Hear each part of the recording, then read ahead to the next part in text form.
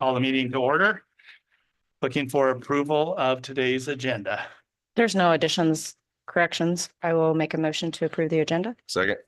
We have a motion and a second to approve the agenda. All in favor signify by saying aye. Aye. Aye, motion carried. Approval of minutes from Monday, January 13th, 2025. I thought they read well. I'll make a motion to approve the minutes. I'll second. Motion and a second. Any discussion? All in favor signify by saying aye. Aye. Motion carries. Item number 1, secondary roads fiscal year 26 budget review. Good morning, Beth. Morning. Good morning. Morning, sir. Good morning.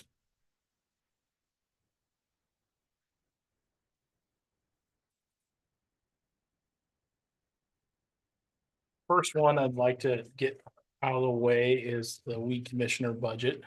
I just sent that one to you. Pretty simplistic on that. Really zero change from previous years. I think it's been like this for quite some time. Some obviously salaries, publication,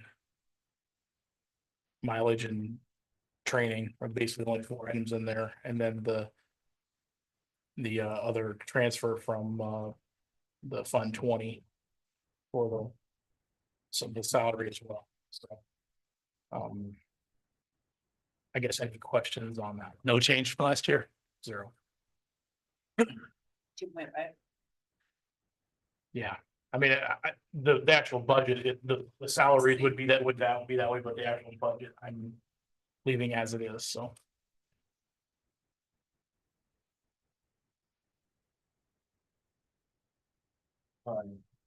Secondary roads budget. First thing I guess I'd like to go over is the valuation tax asking sheet. I think most everyone's seen that before. Mark's a little bit new to this, but we've talked a little bit about it, but that sheet, if you're not familiar. Basically taking the valuation for rural and all property, times the levy rates that we have in the past, gets the number for rural valuation for the tax asking to be $2,914,144. All property valuation times that tax levy, $293,736.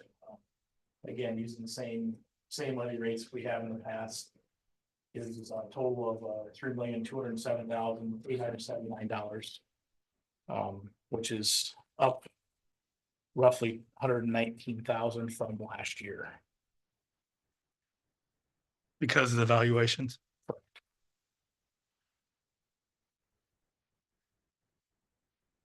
Stop me if you have questions. Second sheet I'd like to go over is the revenue budget, budget.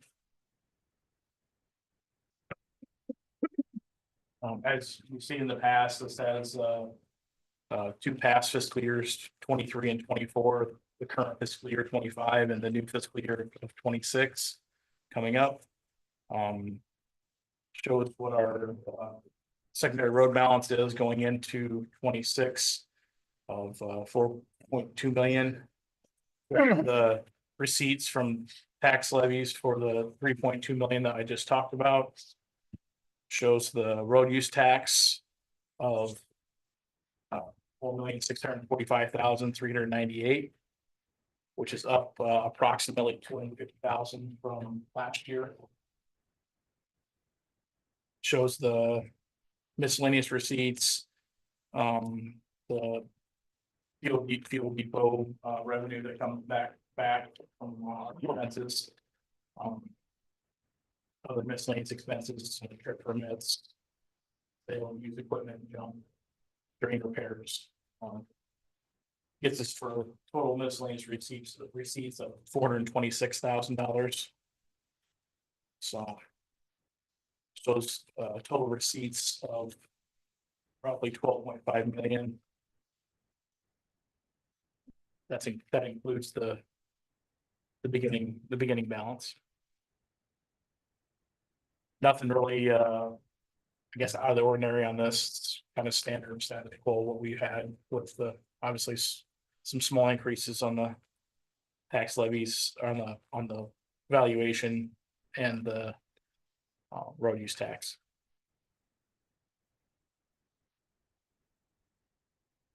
Any questions on that?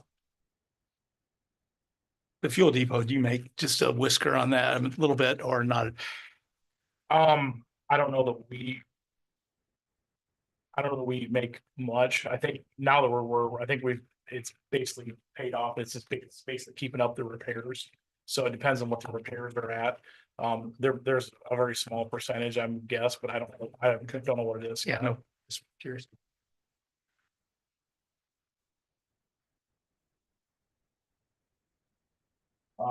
Next sheet, going through the expenditures. So as we've talked about in the past, there's basically four categories. Admin, administration and engineering, construction, roadway maintenance, and general roadway. So administration and engineering.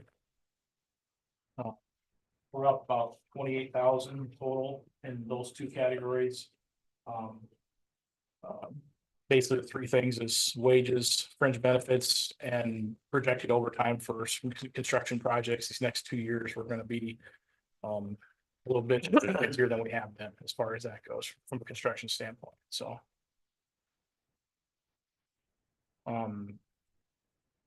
Construction.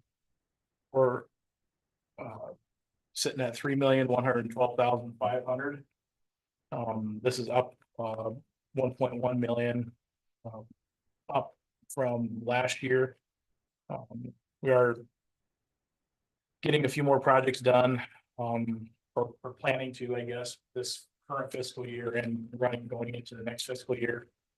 One thing to keep in mind on the construction budget, there's $1.5 million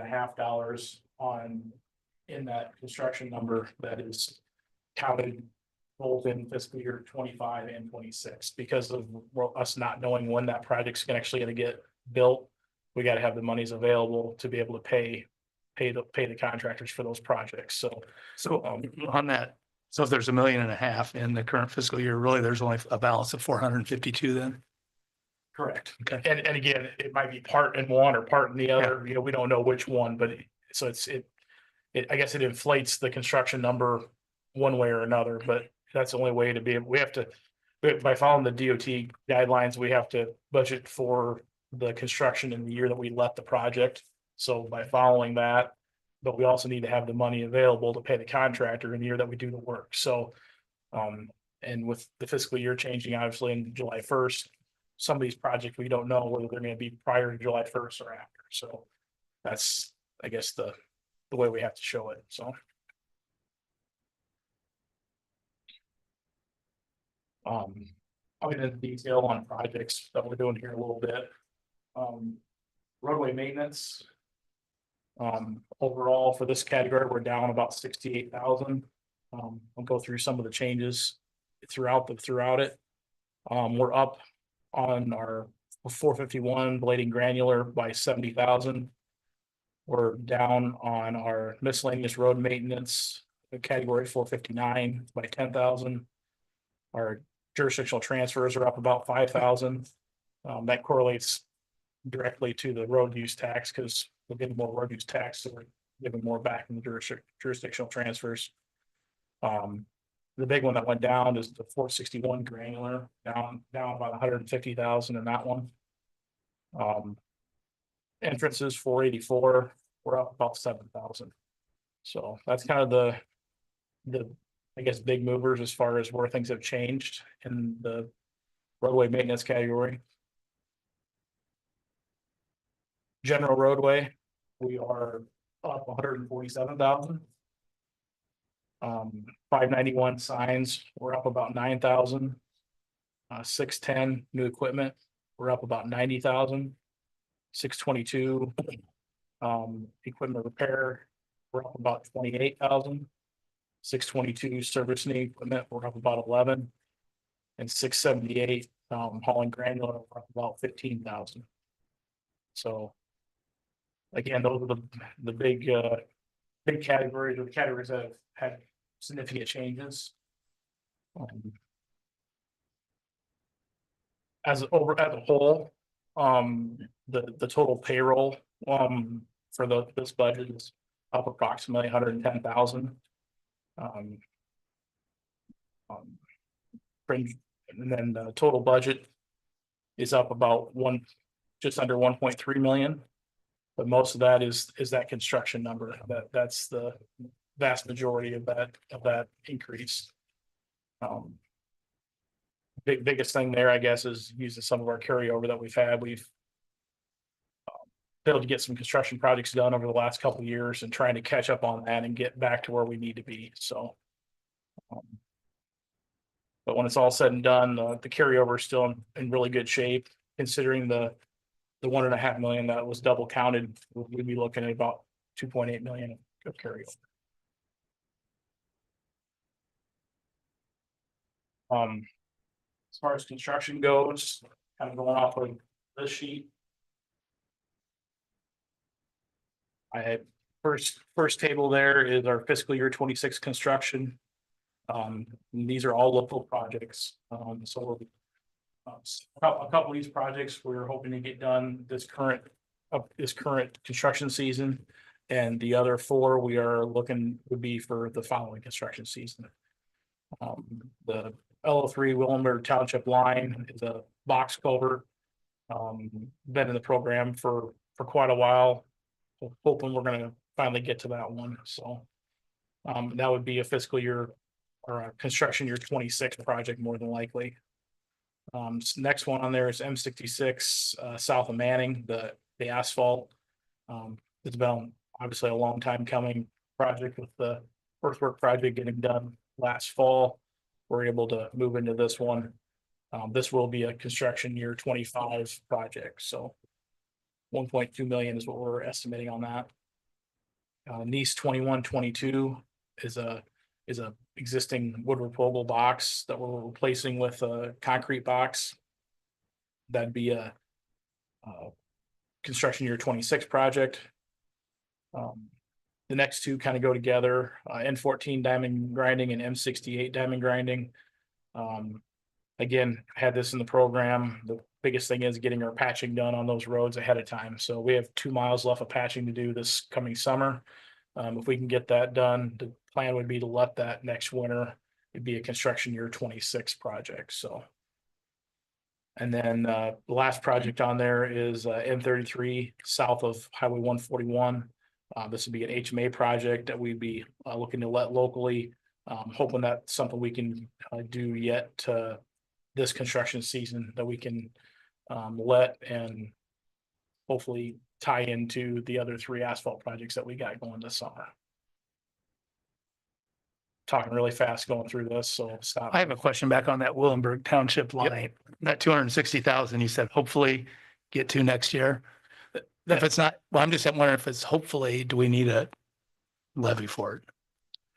Well, we can take it out, but then when I can't put plans together. I can't plan to let it, I guess. When I say that is we strive to do everything we can to get all these construction projects done. Sometimes things fall through the cracks and we don't get that far. So that's why I say that. It's a matter of, we've had it in the budget or in the program, I should say, not the budget, for quite a long time. And I think it's one we really do need to work on. It's just a matter of, can we get all the things to fall into place? Gotcha. There's depends on what other projects do and how it all fits out. I'm just Work looking out, I at guess. $260,000 that if it's not a for sure thing. Well, I mean, when it comes to construction, nothing's a for sure thing until it's let. So that's the bottom line, I guess. I mean, I want to strive to keep trying to take care of the infrastructure that's aging and failing. But sometimes we don't get to it, or something else pops up on the list that becomes more of a priority. That's the other thing, is whether you might have to switch it out with something else. Could we come up with a bridge or a box or something else that may, let's say it fails and go, hey, this has to get done. Right. Now this one needs to get pushed back. Okay, it's just local money is why I cared more than the. Yep. farmer And market the or- problem with this one is that it's so deep and so big, and that's where the cost is at. Gotcha. This is a larger of the box culvert you're gonna do probably. It is, and it won't be a standard one because of how much falls across it. There's gonna be some design considerations we're gonna have to figure out as well. I think we looked at, or you took me down there. All right, I was just, the way you said that you were hopefully gonna get to it, when I saw it was local money and it was 260,000, I wanted to question it. Absolutely. The second paragraph there that I kind of put in was, it really has less to do with the construction, the fiscal year 26 budget, but more what our construction year looks like. And I thought this would be an appropriate time to see, you can see what we actually have going. Again, there's a couple of these projects in here that are in the fiscal year 26 budget. And there's more of them that were on our 25 budget that we're hopefully will get done before July.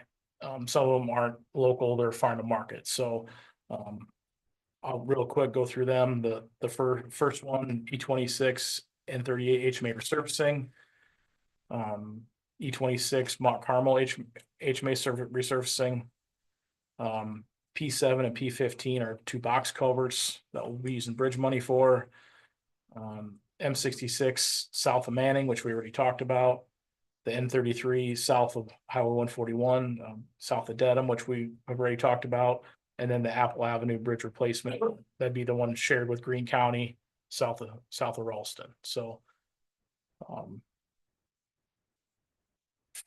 6 of those 7 are already scheduled for DOT lettings. So those are all in the works. And the 7th one will hopefully be a local letting coming up this spring.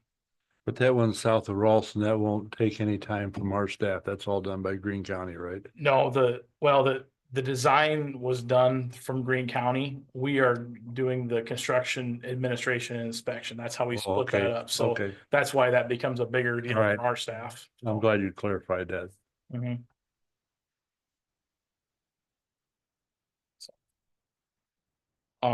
Other items to note, granular, showing, crushed concrete for 100,000, limestone 400,000, and gravel of 700,000, for a total of 1.2 million. That's, down, like we had talked about before, about 150,000 from last year.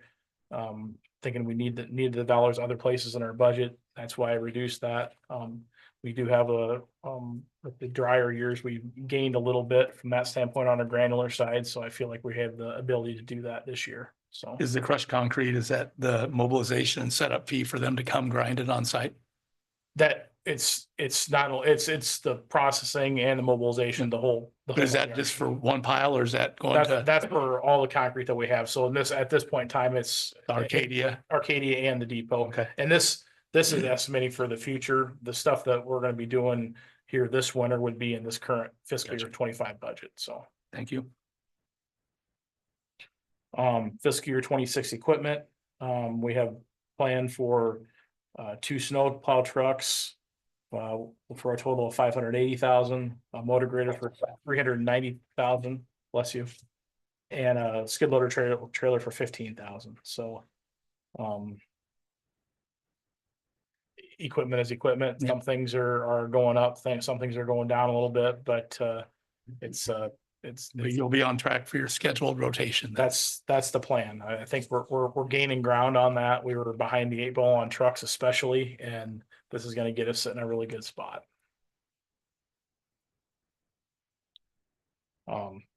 I did put on there as well on my provision that I sent out yesterday for what we're looking at for fiscal year 27 equipment, just so you have an idea where we're sitting.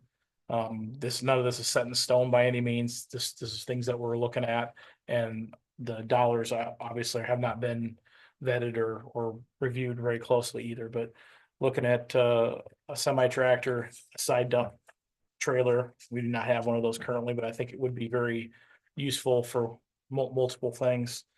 A motor grader, replacing our rubber tire backhoe, and possibly a loader. So that's kind of what we're looking at for fiscal year 27. Again, another thing that could be subject to change if we have issues or something come up over the year, but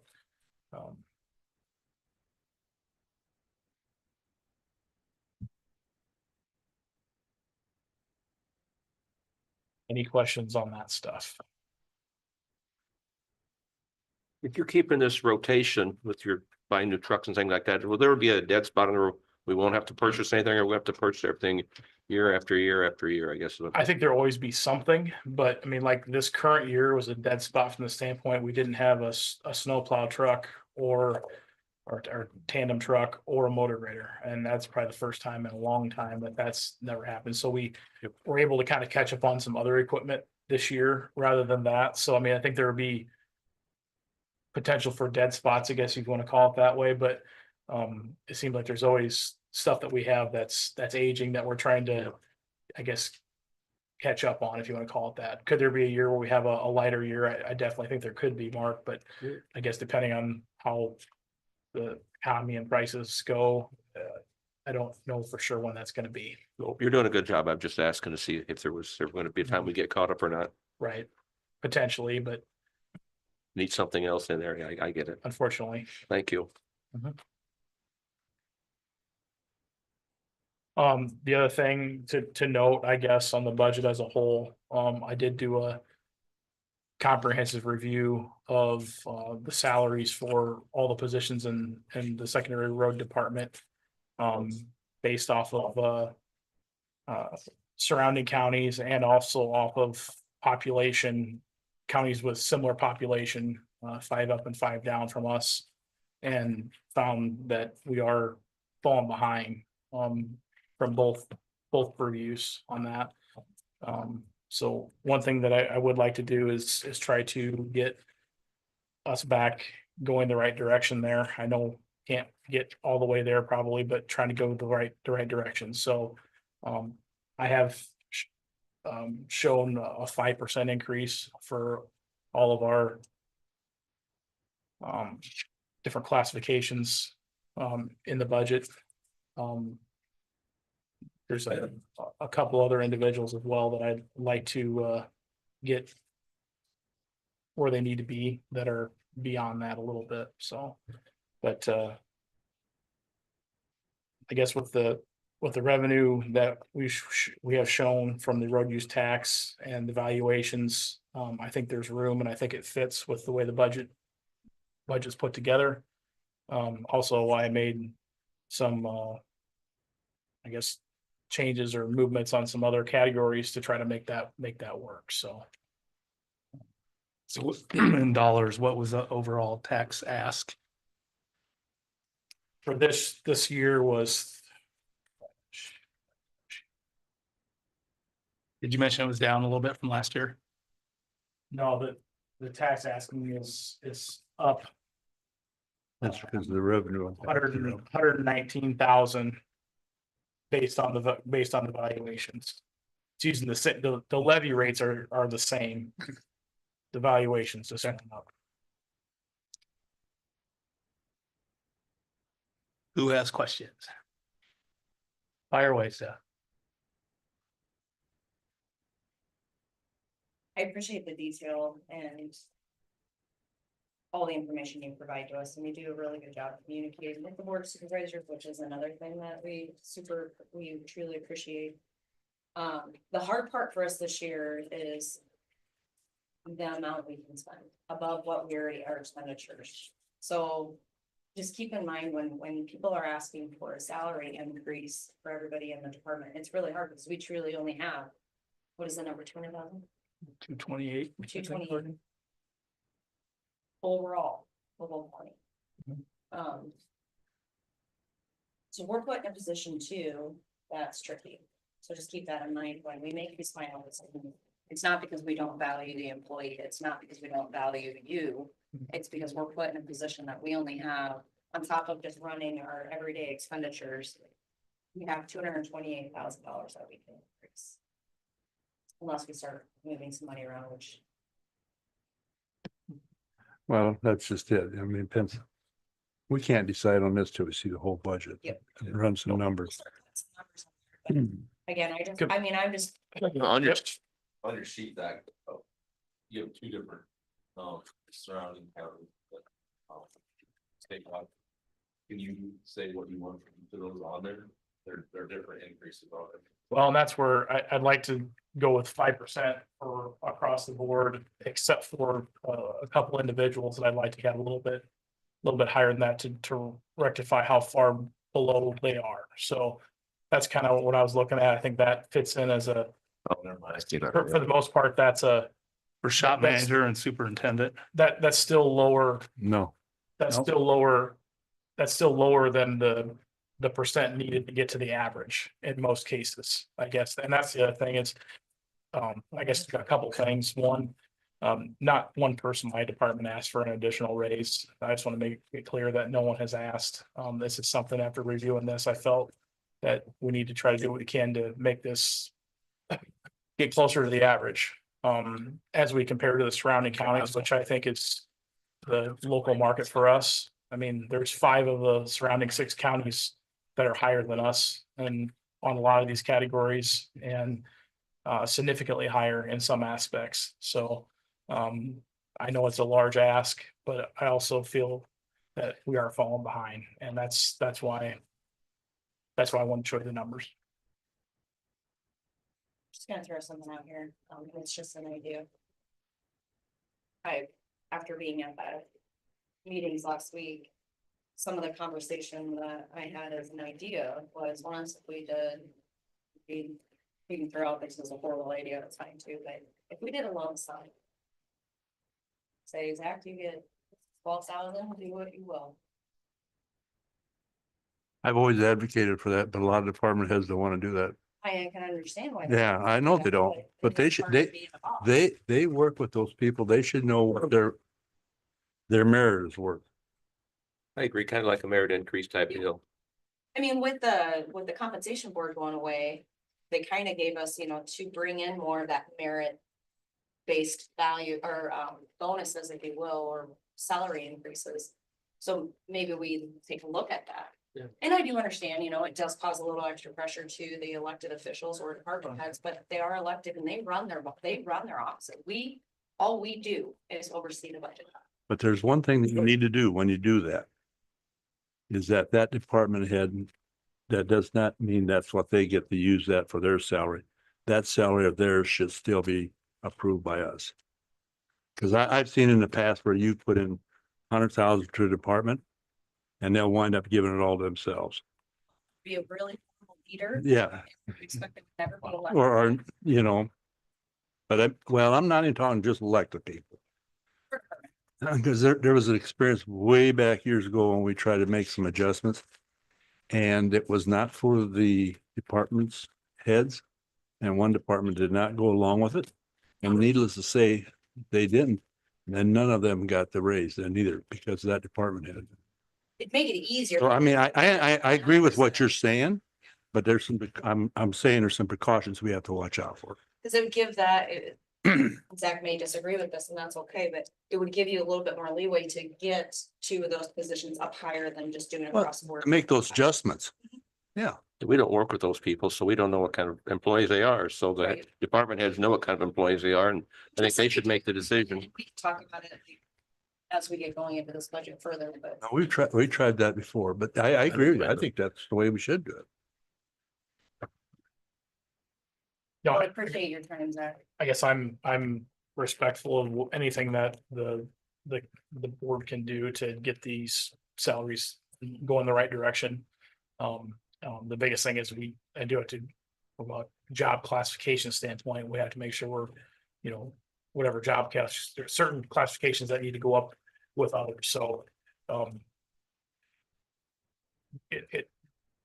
With some positions, it's easier to give a little bit higher, but a lot of them, they have to go together, so I'm just making that comment, I guess. Well, and the other thing is we're in a market today where everybody's robbing everybody else's employees too. So that's something we have to be aware of. Any more thoughts? Comments, questions? So what you put in was 5% then? That's what I put in as of right now. Okay. Except for 2 of them. So you put in 5% plus there's more for 2. Yep. Yes. Okay. I have nothing else. I have no. Thank you, Zach. Thanks, Zach. Thank you. Thank you. Thank you. Nice tour Friday too. I enjoyed that. Next Wait, agenda. hold on, I promised Scott I'd use this twice. Item number 2, GIS planning and zoning fiscal year 26 Morning, budget Sarah. review. Doesn't take much to make Steph happy. Good morning. Good morning. So mine's a little bit smaller with less papers. So I figured we would start with the GIS budget. Salaries, I just did the 2.5% straight across the board. And then office supplies stayed the same. Employee mileage and substance, I did up that. Wait, sir, on your salaries, that first line last year was 49,866. Just your, that's 15,375. I should probably clarify that. Yeah, because that's down 34,000. I like that trend. Yes, I like that. Yeah. too. Okay, and that's partially due to my appointment as the assessor August 1st.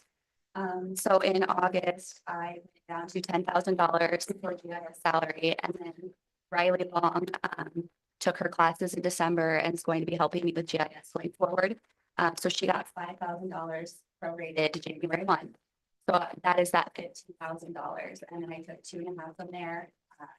However, to be very transparent, as far as salary goes, I am splitting that 50-50, so each person would need $7,687.50.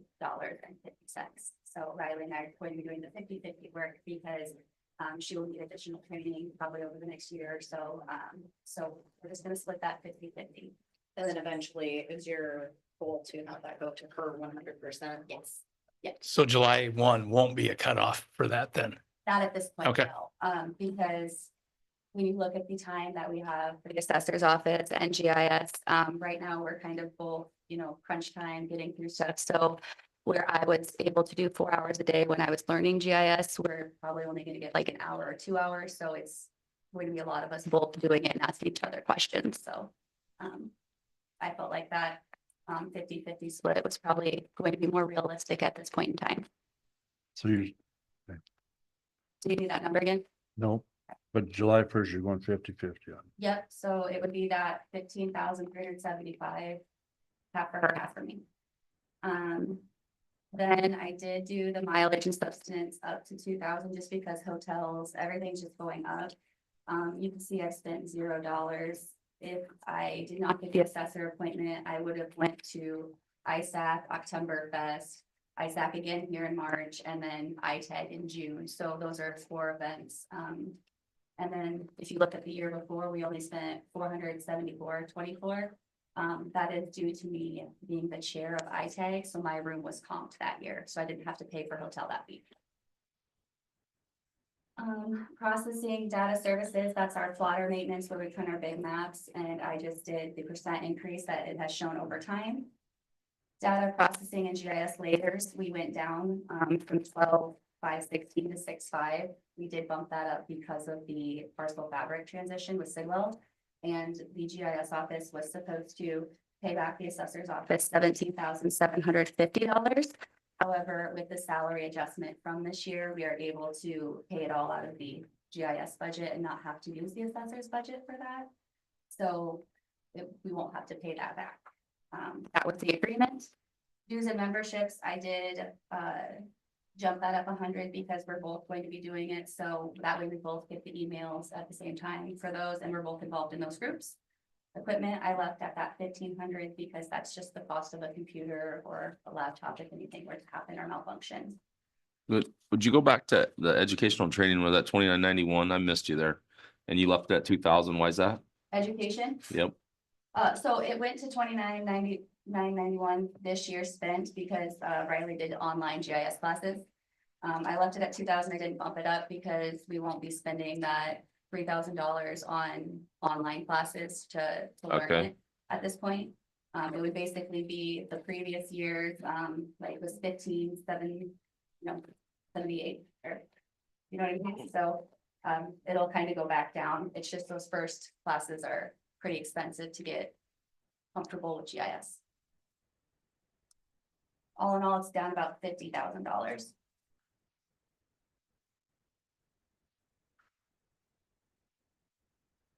Anybody have any more questions with GIS?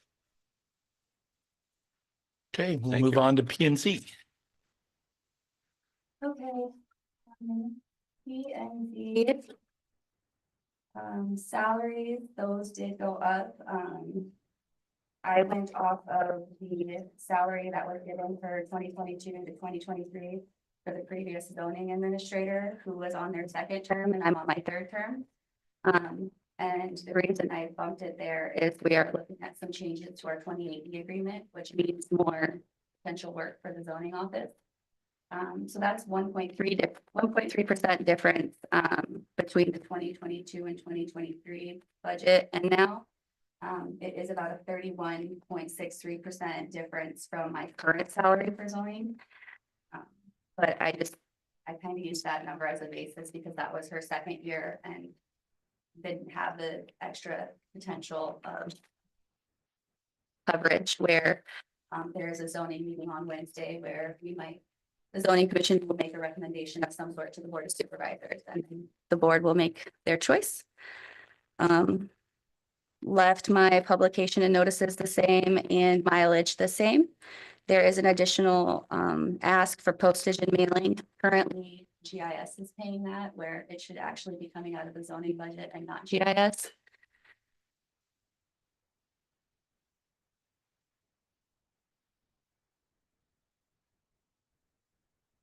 Straightforward questions? Would you say that percentage of that increase is how much?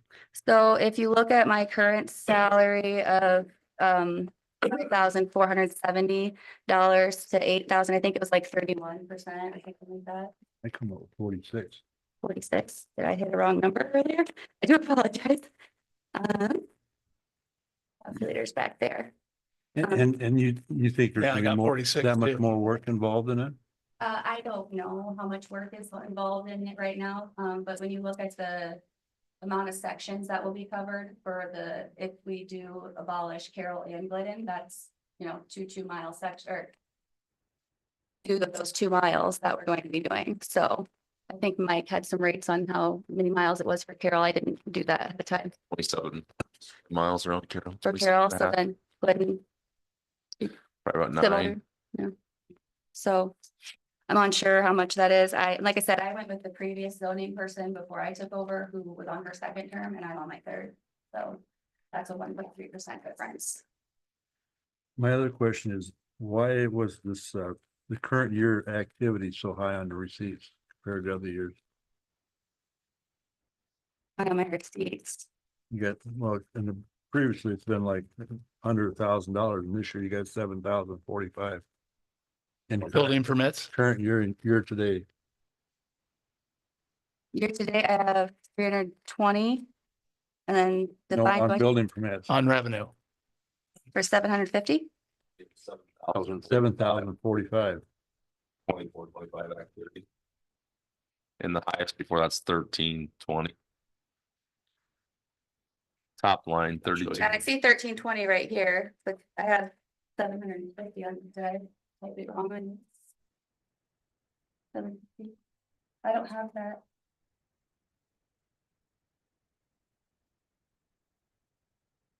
I don't know where that number came from. Oh. Wind tower permits. I had 33 solar, Okay, wind tower permits come through. Sorry, I didn't have that number on my sheet, so I'm not That anticipating answers it. having 33 wind permits, well, I mean, there's a Here. big jump there. sorry, I don't have that number. It's on my a sheet. jump in the right line though. Yeah, Yeah, it's in the revenue. Yeah, to apologize. I was just wondering why there was such a big jump. Yeah, no, Okay, we have that's- 3 turbines for, that were approved back in November.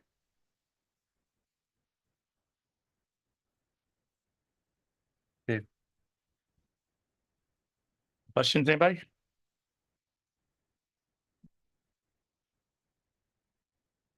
Nice job. Thank you. Thank you. If you have any questions, please let me know. Okay. Thanks, Sarah. Agenda item 3, conservation fiscal year 26 budget review.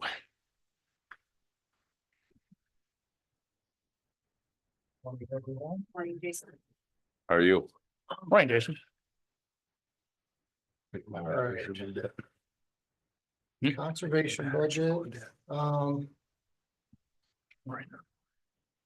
just a few things. We aren't really changing a whole lot. I completely understand the numbers are tight, so tried to make this hopefully as budget friendly as I could. Really, we'll get into it. On the revenue side of things, I made a couple of just minor adjustments. Just on a couple of lines that we're seeing some trends in, like camping fees for one. Just, those are highly variable from year to year, just due to various circumstances, weather, whatever. Kind of see a trend of up and down a little bit, so try to make some of those numbers a little more realistic. The rest of our rentals, cabins, the shelters, those are all staying status quo or actually increasing. So they're doing well, holding steady. The one thing we did drop down a little bit on was the equipment machinery. We got a new dump truck or new used dump truck a couple of years ago. We sold one of our old ones. So that's kind of why we had that number up there. We sold some equipment, some different things, so we're not looking at probably selling much of our equipment this year. If we got any old equipment, we're looking to get rid of, so I did bump that down just to be realistic. So not a whole lot of changes under our revenue side of things. On to. Is it, while you're in that revenue, is that camping changing that much? It's kind of, this year it was down about 20,000 from last year. Then the year before it was like up at that 20,000. The year before that it was up a long way. So it just, it kind of ebbs and flows. So. On to our expenditure side of things. So really the only thing I've changed on my expenditure side, under admin and under our operations, is to things involved with wages and insurance. I'm leaving all my other line items the same. The only line item I increased was our under admin for our seasonal positions. That would be like our naturalist intern and our concession stand workers. We typically, if they come back, and I think all of our concession stand workers might be coming back this summer, we typically give them a little bump and pay like 25 cents an hour. So I put an extra $500 in there. Any other line items that changed, that either went up, I tried to offset them somewhere else with that same amount. Just so there is a couple line items where I moved some stuff around, but any increases should be offset somewhere else with the exception of that $500. And then on wages and insurance. So for wages, as I sent out with my budget, my conservation board did approve 3 salary adjustments that are figured into this budget. And then everything else is at 2.5%. And then insurance, I still have the 4% figured into this budget number. Depending on where that lands. So under admin, basically nothing is changing except, like I said, things associated with salaries and insurance. On our maintenance and operations side of things, same thing.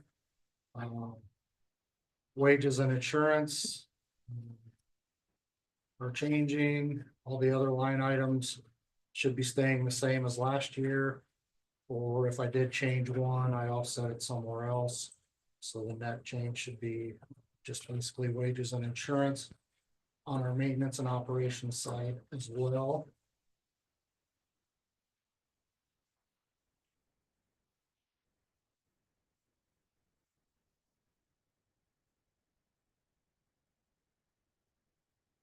Questions on either one of those, admin or our maintenance side? Tried to keep things pretty consistent.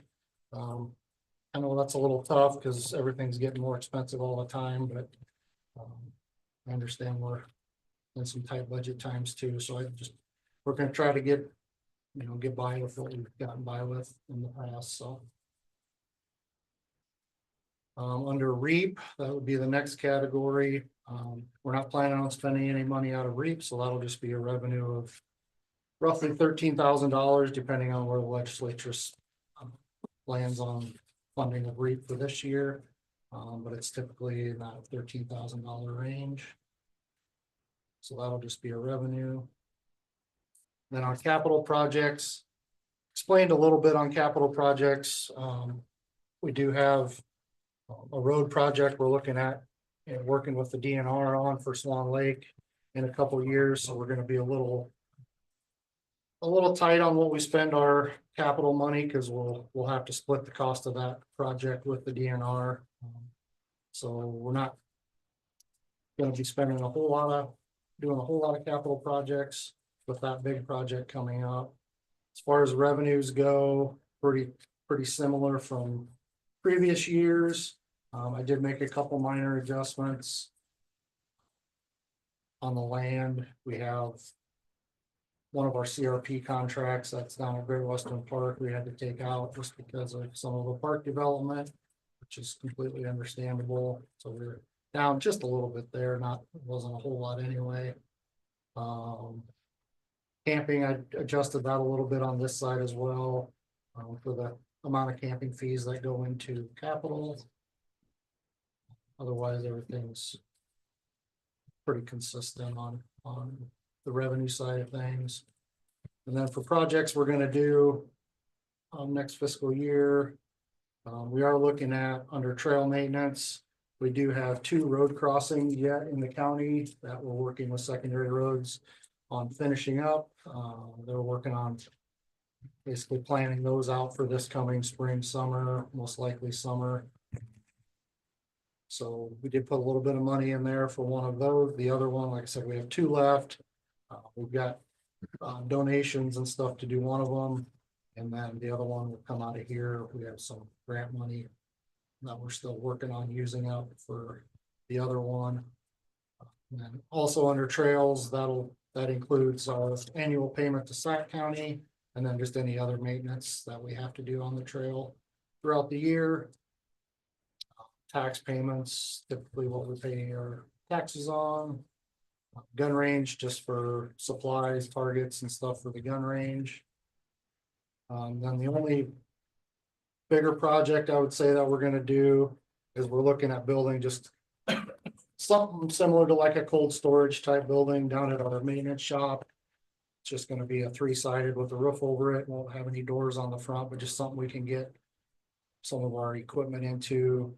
We're kind of limited on space on where we can get equipment into, so this will give us some extra storage to get trucks in or equipment in, especially during inclement weather. That hailstorm that hit us, got a lot of our trucks too, so some of that stuff we can get under a roof at least. Doesn't have to be heated storage, and this won't be. It's just a pretty simple building. So that 28,000, that is basically for supplies, the material costs.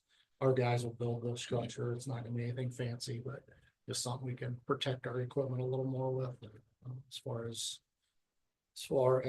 weather goes. So that's kind of it in a nutshell. If anybody's got any specific questions, like I said, we don't have any big projects going on, so kind of a straightforward year for once.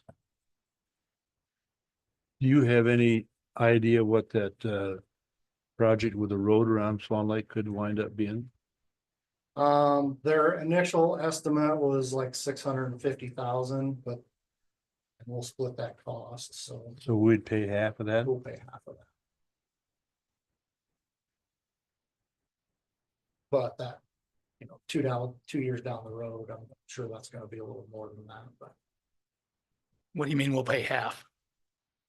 So with our DOT pays management the rest. agreement Oh, for okay. Swan Lake, the Gotcha. DNR will pay for half. Thank you. We'll Or pay for DNR. half, Mhm. which if you drove around it, it's getting to a point where it's needing something, so. So that'll be probably our next bigger project we're looking at doing now that we got some of our other bigger projects out of the way, so.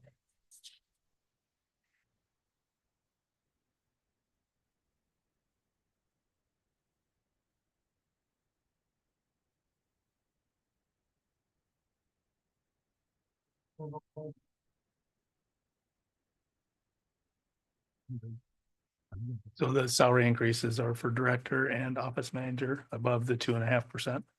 And one park ranger. And which, oh, I didn't see it. Thank you. Which part, Ranger? Jesse Ayers. And what's the reason behind that one and not the other? The others basically at or a little bit higher than what the average is now, so that one's in good position.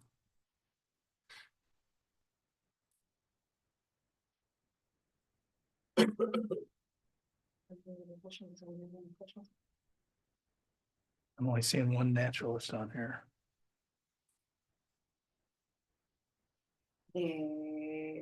Are you guys hiring a second naturalist or did you hire? We a did, second? yeah. You did. Mhm. Should be an E coordinator and naturalist. Oh, thank you. Okay. On time. And the salary adjustments you asked for are already in the budget that Courtney has. Yeah. Okay. Yep. I have no more questions. I'm good. Thank you. All Thank right, Thanks, thanks, Jason. Jason. Courtney's got some under the floor.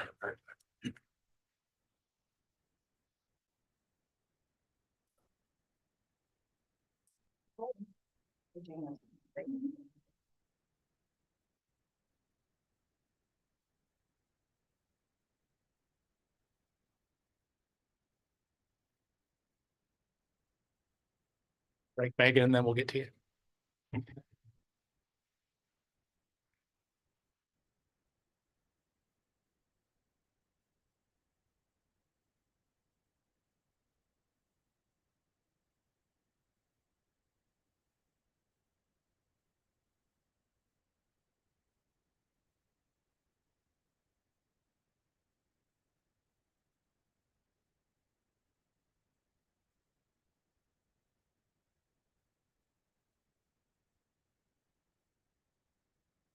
All four bars.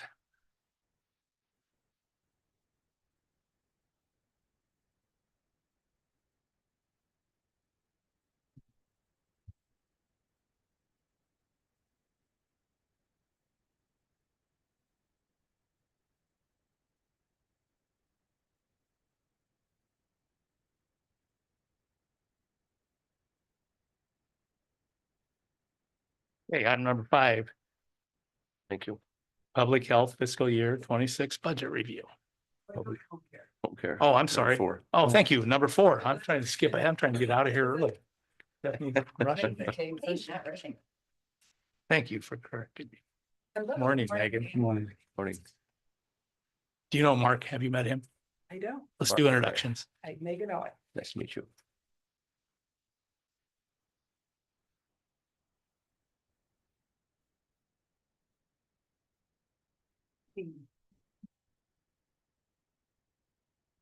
So for home care, starting at the top, on the revenue for the first line, homemaker fees.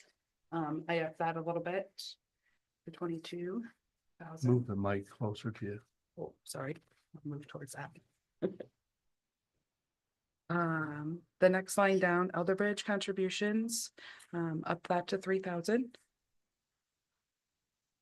Down to the next line is our health aid contract, and that's dropped that to 20,000. You'll see that's kind of been going down. That's the reimbursement from Medicare. And our health aid contract, with Carroll Area Nursing, they don't take United Healthcare anymore because of reimbursement. So there's been a change with that. The next line, the 23,000, that's our waiver, so Medicaid elderly waiver funding. The next line is the local public health, so that's that state grant that is phasing over to public health. This will be the last year that I'm able to have any portion of that money. So you'll see that's kind of been slowly going down. So that's the local public health grant. And then the 40,000 is our Elder Bridge grant. So the total, the 120, so it's a little bit less in revenue for this next year projected.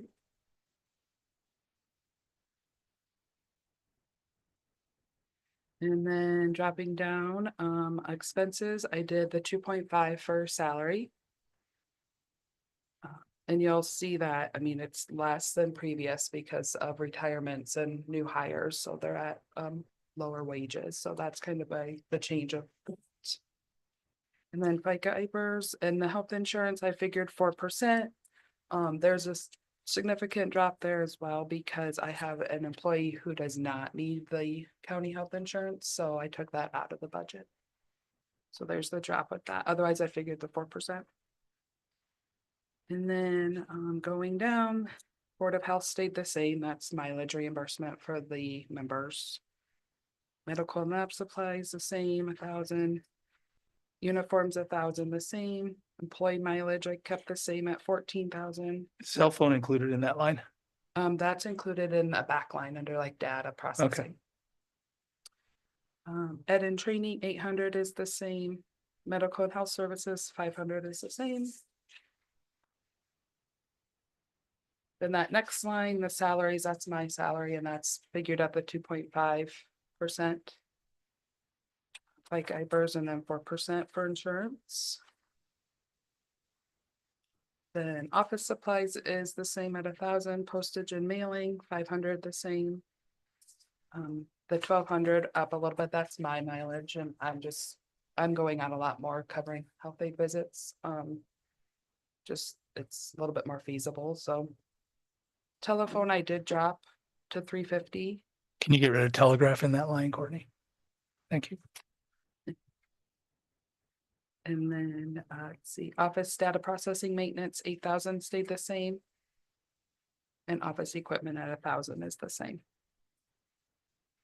So the overall, the 252, so it's a little under, or a little over 3,000 less this year than last. Questions? Is this going to be a continued process where these grants keep dropping away on you? So that state grant, that local public health, the one that I have at 12,000, that one next year will be 0. The other ones aren't necessarily grants, they're fees. So it just goes kind of based off of our clients. Kind of what their funding is. So, but that third one down, you say that's the fees you charged. That's our Or- contract, health aid contract that we have with Carroll Area Nursing. And the reason that has got, it's not a grant, it's just what we charge them, but our overall clients we have with them is less. Because they don't take United Healthcare anymore because of Medicare reimbursement. It's Okay. just terrible. So we just don't get the clients through them. So, But like the Elder Bridge, so that bottom, the 40,000 that I had up, that is a grant that I apply for through Elder Bridge. And they've been, I mean, every year it seems to get a little bit more, which is a great thing, but when will it, they stop doing more? I don't know, but So you're gonna be taking a big hit next year then. next year I'll lose that like 12,000 out of the health aid grant or home care, local public health grant. Yep. so Cause how that's we the one. make that up? What's that? What's the plan? How we make that up? I don't know. I mean, I've been watching this over the years and there's a trend here. Mhm. But I mean, And I think overall, I think this is a great service, but I see a trend coming where mhm. Overall, I was happy to see that the budget's less revenue, but less expenses. So, but yeah, and that's due to changes of staff, but. right. Yep. And yeah, you're right. Elderbridge always, I think they have difficulty getting money themselves. Yeah, but they seem like they always pull through on the last end. Mhm. Yeah, they've been great.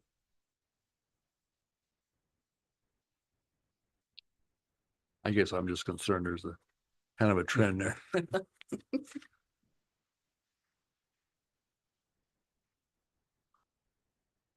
No more questions? All right. Thank you, Megan. Yeah, thank you. Thanks, Megan. Thank you. Now, number 5, Public Health Fiscal Year 26 Budget Review. Hi, Maggie. Congratulations. Thank Yeah. Yeah, Congratulations. Have you met Mark? I have not. Mark, Maggie, Polly, Mark Director McVeigh. of Public Health.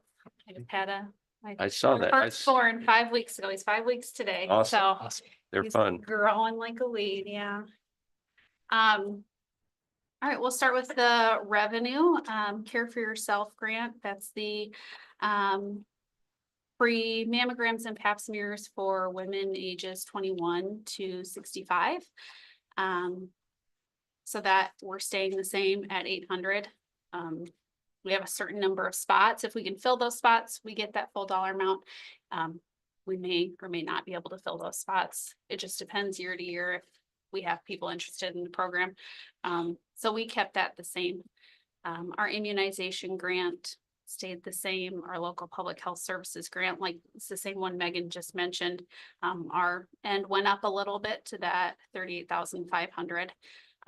So that's the only revenue line you'll see that's increased. Our FEP grant, that's zero. That was for COVID funding, which has run out from the state. So that is zero. And then our SA1, which is Service Area 1, FEP, which stands for Public Health Emergency Preparedness Grant, is staying the same at 10,000 as well. On the expense side, very few lines have changed. Salary, FICA, IPERS, insurance, all increased. The salaries went up the 2.5% at your recommendation. FICA and IPERS stayed the same.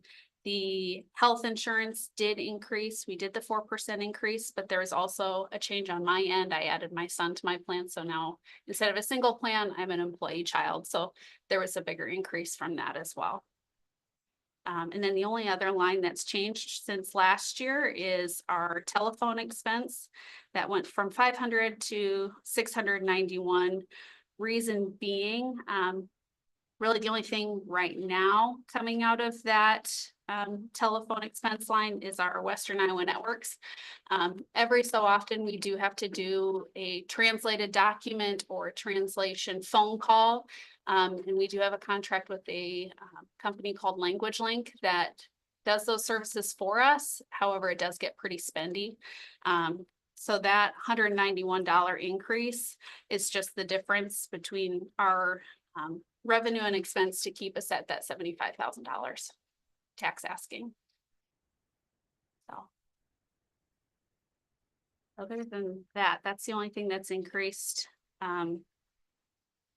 Still keeping all of our same expense lines for office supplies, med and laboratory supplies, postage, our own mileage, education and training, community outreach, and then gap filling for health services have all stayed the same since last year's budget.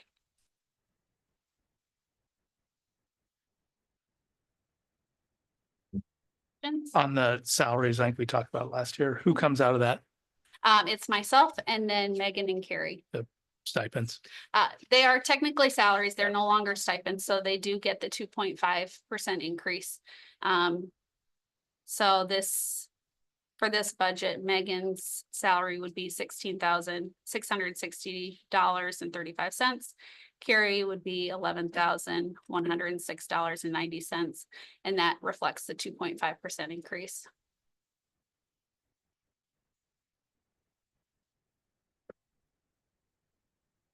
Questions?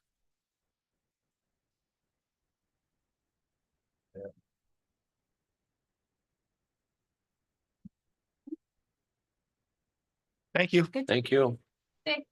You too. Yes. Yes.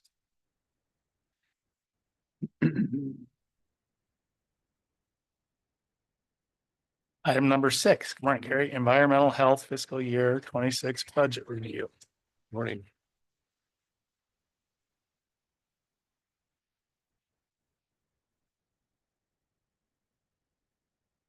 You're not gonna see a whole lot of changes in mine, either.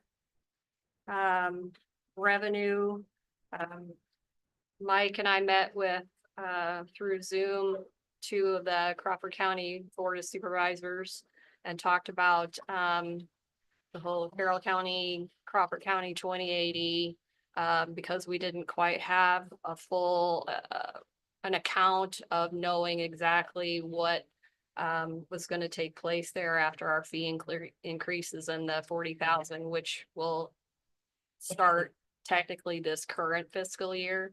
We decided to leave it at 40,000 for another year, and we will meet again in October to see if that needs to be readjusted for Does your gut feel think it'll go up or down? what? The fee, the money we're getting from. I don't, the fee's never gonna go back down.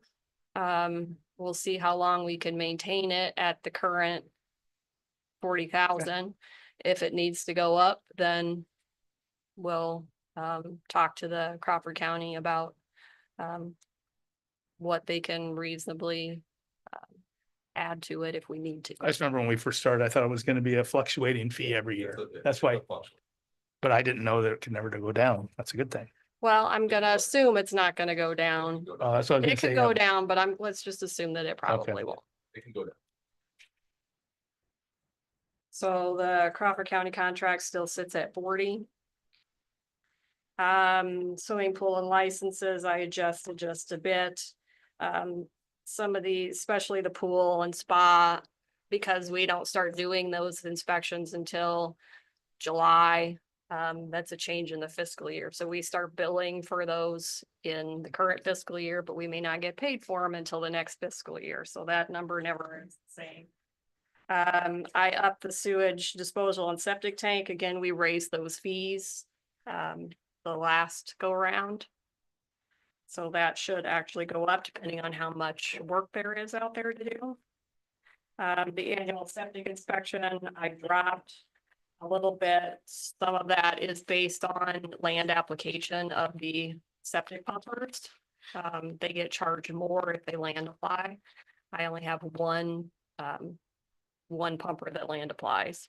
So there's a little bit of fluctuation in that line usually anyway. Well testing fees, I dropped a bit. Radon testing, I dropped a bit. Tanning and tattoo, I increased a little bit based off of previous activity. Just to try to stay in line as close as possible, but again, that number fluctuates also. Is funeral still in there yet? No, we haven't done funerals So we should take for that out of 20 it. years. I got beat. Thank you, Gene. Well, I got beat you to the punch. Yeah, no, once. thank you. Surely I'm Emergency still awake. preparedness, I left the same. Most of emergency preparedness, we try to put in under public health now. There's usually, we get to the end of a fiscal year and we have to get money spent, and the credit cards only have a limit on them. So we have used the environmental health credit card sometimes to cover public health expenses. So then when we get reimbursed through that preparedness grant, that goes back into environmental health and not into public health. So that's why we leave a little bit of money in there.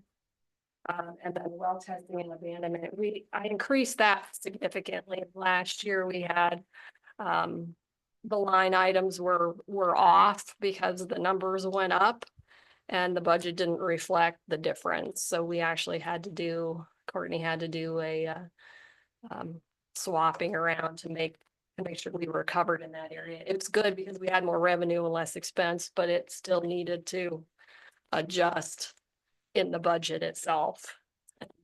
So I did increase that because those, what was formerly grants to counties, that grants to counties grant that we got funding for water testing and well plugging, a lot of those administrative fees have gone up, which is a benefit to us. And also the reimbursement back to the property owners went up. So that's a benefit to property owners. So there's more money going out, but there's also a little bit more coming in as revenue on the administrative side. Any questions about revenue?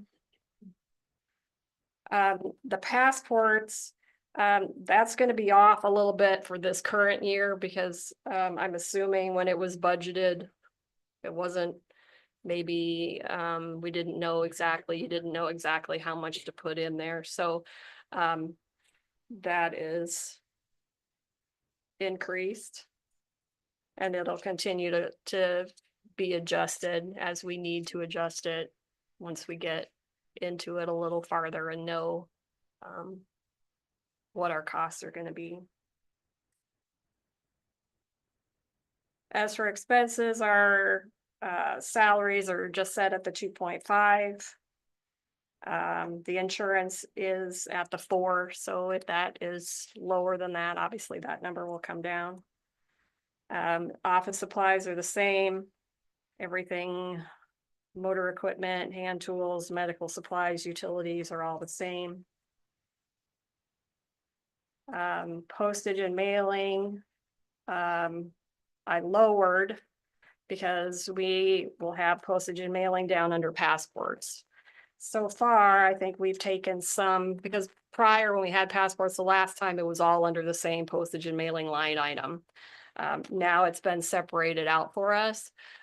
So some of this postage and mailing under this year-to-date activity is probably passports and needs to be moved down to this passport mailing line. So for the environmental health part, postage and mailing will come down, but the passport postage and mailing is going to go up. Employee mileage is the same. Telephone, I dropped a bit. Telegraph, Courtney. Yep. Educational, I dropped a bit. Motor vehicle is the same. We do have 2 older vehicles. I think one is a 15 and one is 12 or something.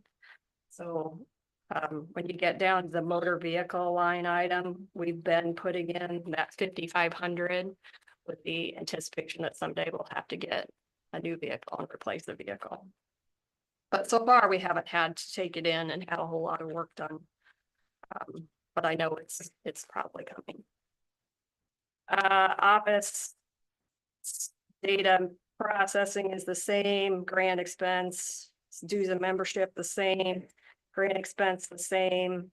This is that well testing and closing again. This is that private well grant that will go up because that's where the money that we are reimbursing property owners is going to come from.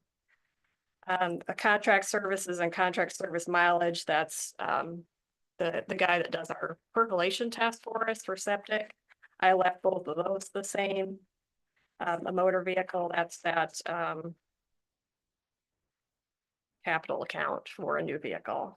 And then office equipment and furniture is the same. So under passport expense, we're already over what was budgeted for our expense. The paper for the photographs alone is about $200. That gets us, I think, 300 and some pictures. So we already know that is gonna probably need to be adjusted at some point. And then the postage and mailing, it shows we haven't used anything, but we have. I think that's up here in this other postage and mailing line.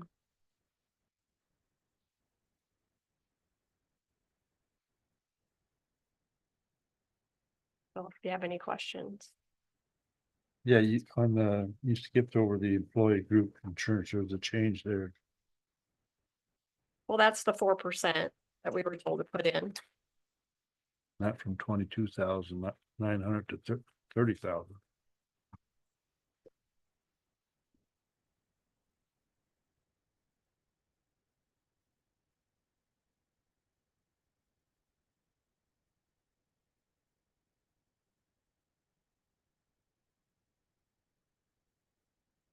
Gonna get adjusted anyway.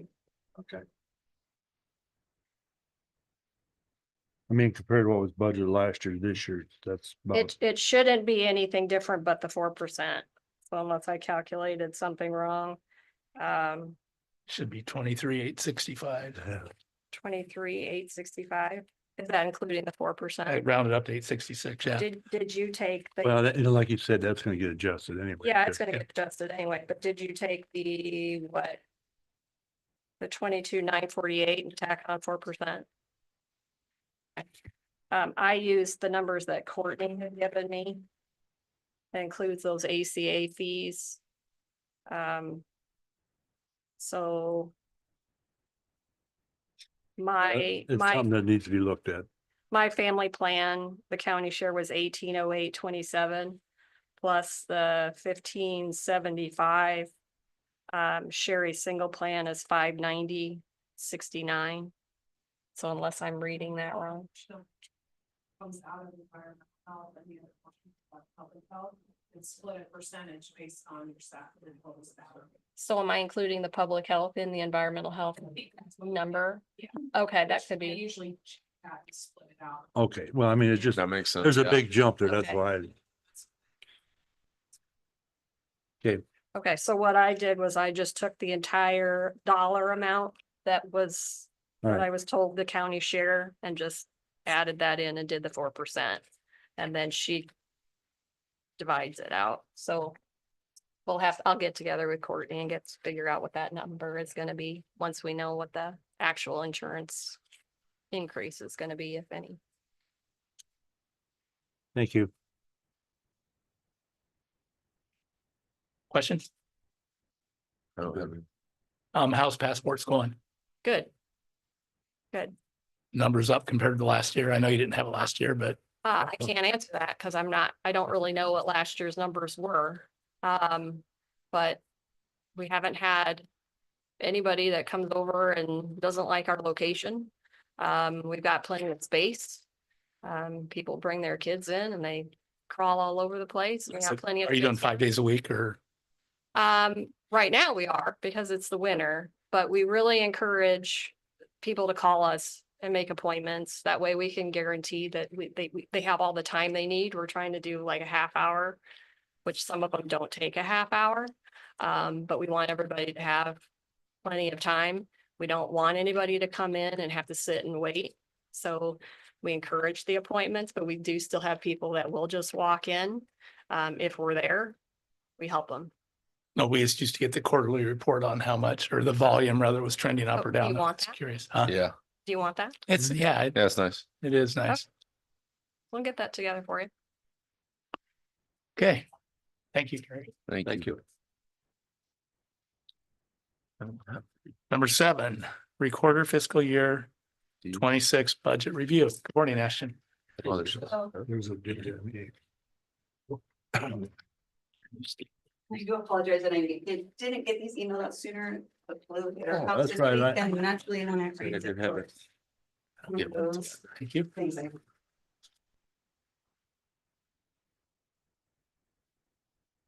Thank you.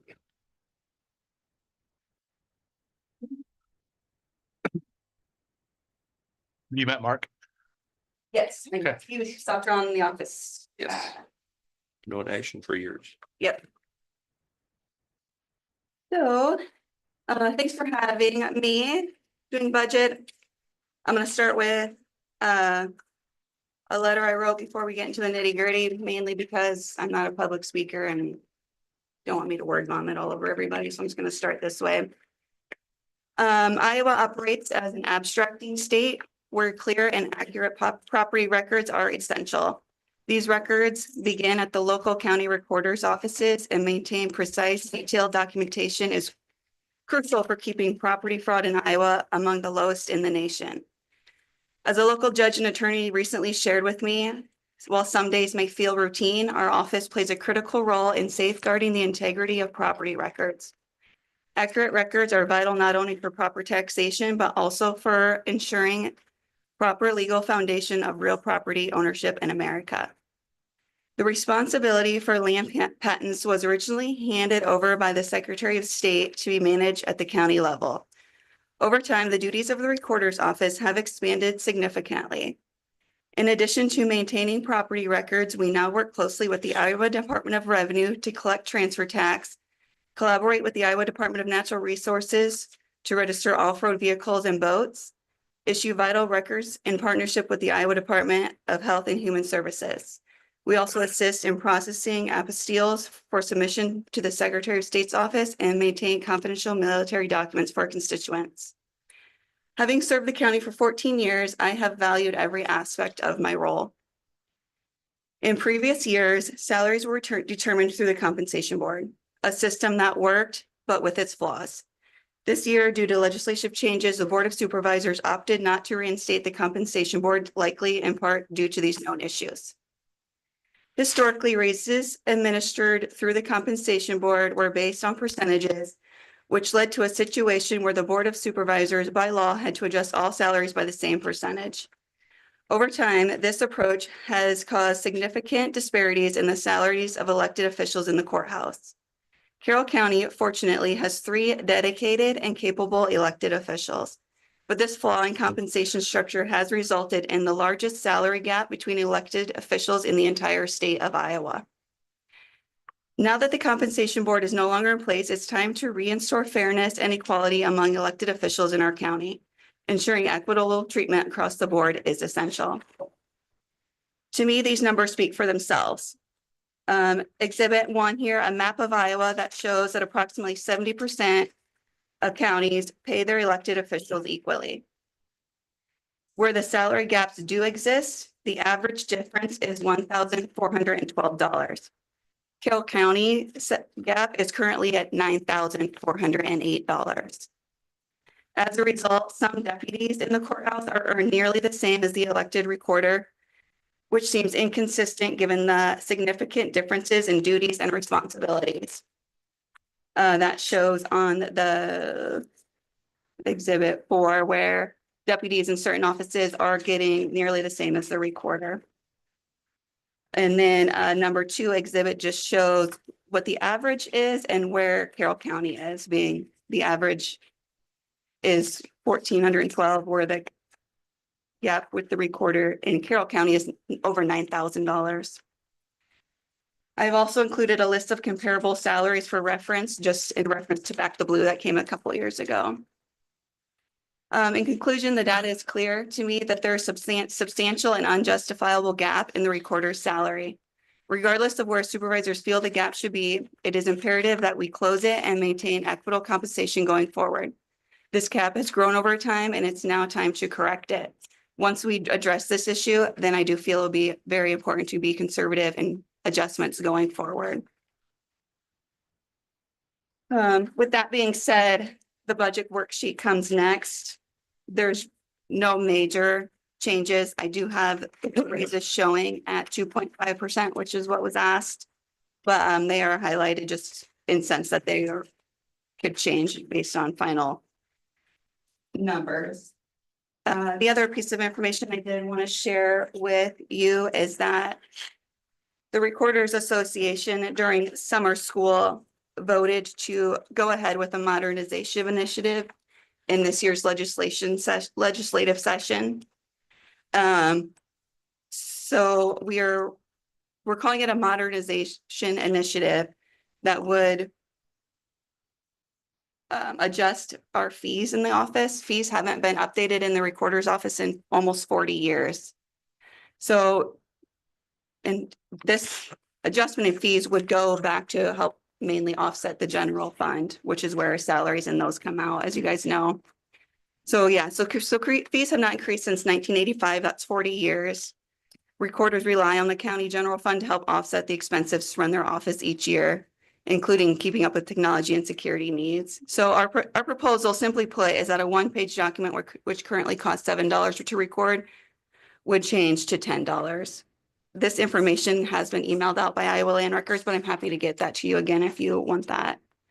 So other funds that could be done with that increase in fees is we're working on plans for a statewide property fraud notification system, reforms to Back the Blue, which could be adjusted to be more of a shielding program. Right now, there's a lot of flaws in it that we can't limit complete access because we're an abstracting state, so abstractors need access. So you could do a shielding process based on what kind of a login you had.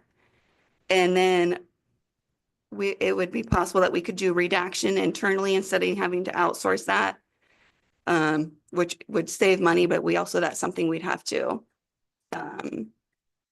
have, made internally. You have to make the program for it to save money eventually. So that modernization stuff has been emailed out previously, but again, I'm happy to get that to you again if you haven't had a chance. I've been in contact with Senator Schultz and House Representative Williams. They're the ones who would try to help us get that pushed through in order to help the general basic fund in the end. If it goes that way during our current legislative session. Do we have any questions, or do we want to go through the budget line by line? There's no major changes. In the budget, just slight increases, for example, mailing and that, just as everything continues to raise. But other than that, there's no major adjustments. You have two different lines here though, right? You mean the general basic and the records management? Is that what you mean by that? Here and here. Is there a reason to explain the difference between these two lines there? You got one highlighted in yellow and then one next to it is not. That's, unless I'm missing or not looking at the same spot as you, that's just our current year of what we've spent so far. And the bigger numbers were the highlighted with the salaries is what's the ask for going forward, and with the salaries at 2.5%. Am I following you right? I do see the one is bolded, but that's just the current year in progress. Well, it's. Oh, okay. I don't know why it's bolded, to be So the honest. highlighted area, that's at 2.5. That's at 2.5. Yes, it is. And what is your ask? I just asked to be more, to close that gap, to be more consistent with the statewide averages. So whatever that would look like in the end. Or if it has something that has to happen over, a 2 or 3 year span, I'm fine with that. But to me, the numbers don't lie, that we're way off guard here.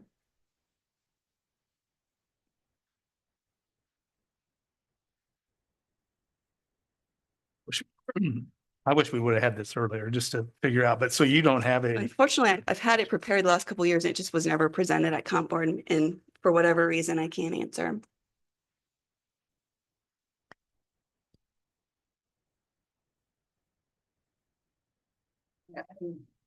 But- Well, that's- no. So I'm still trying to understand. So the highlighted yellow is the ask for fiscal year 26? The highlighted yellow is 2.5%, is what you guys had asked to do. So. Why is there a zero in your preliminary That's- yeah. budget for 24, 25? I think that's what's kind of That's what it goofing is. me up. I'm just not sure I'm following you. What? Sorry, can I come up there and see? If Yeah. I'm just not sure. I'm catching you. Right here.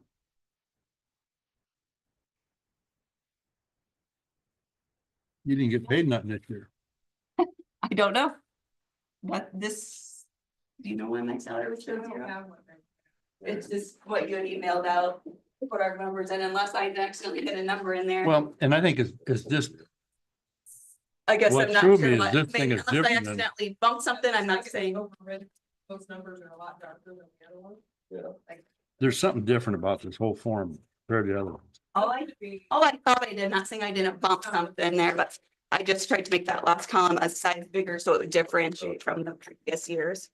I Sure. didn't mean if I bumped that, it was an accident, but I just tried to make the numbers. These figures got to define 20. I just, So you call about these figures on the side. Yeah, so I apologize if I bumped something there. I just tried to make the last column size bigger so it stood out from the previous year. Sorry about that.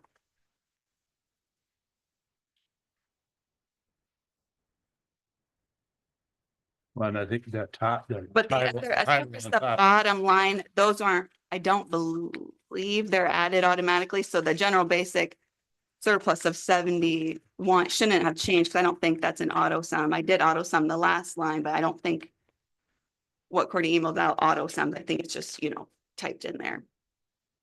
Exported from Excel or whatever. So you're saying right now that the current spread between the auditor and the recorder is 9,408. What? That's correct. And this is showing us, That's just showing you that the ones highlighted in yellow are the ones that are all paid the same in the state, all three: auditor, recorder, treasurer. And then when there is a gap, it shows you the amounts in there. In the state average gap, if you average those out, it's $1,412.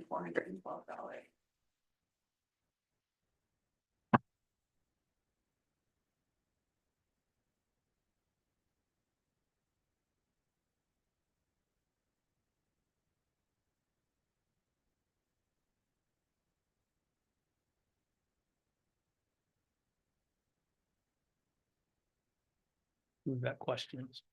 I haven't had enough time to look at it. Haven't even had time. And I can fix this and email that out with that 0 in there. But I guess my only concern with what's presented is the map, and this is my own personal opinion. Do you feel that each office upstairs' jobs is exactly the same? I think we all have similar but different duties. Just as an example, if you look at the county home rule, Iowa Code 331. Our jobs are similar but different regarding the outlines duties of each office in this code. The recorder's office, if you print it out, it prints out to be 13 pages. The auditor's office is 7 pages and their treasurer is 9. So you could argue that we don't need to know a similar amount of the code. I mean, legislation is constantly changing. We have a lot of stuff going on at the legislature that we're involved in.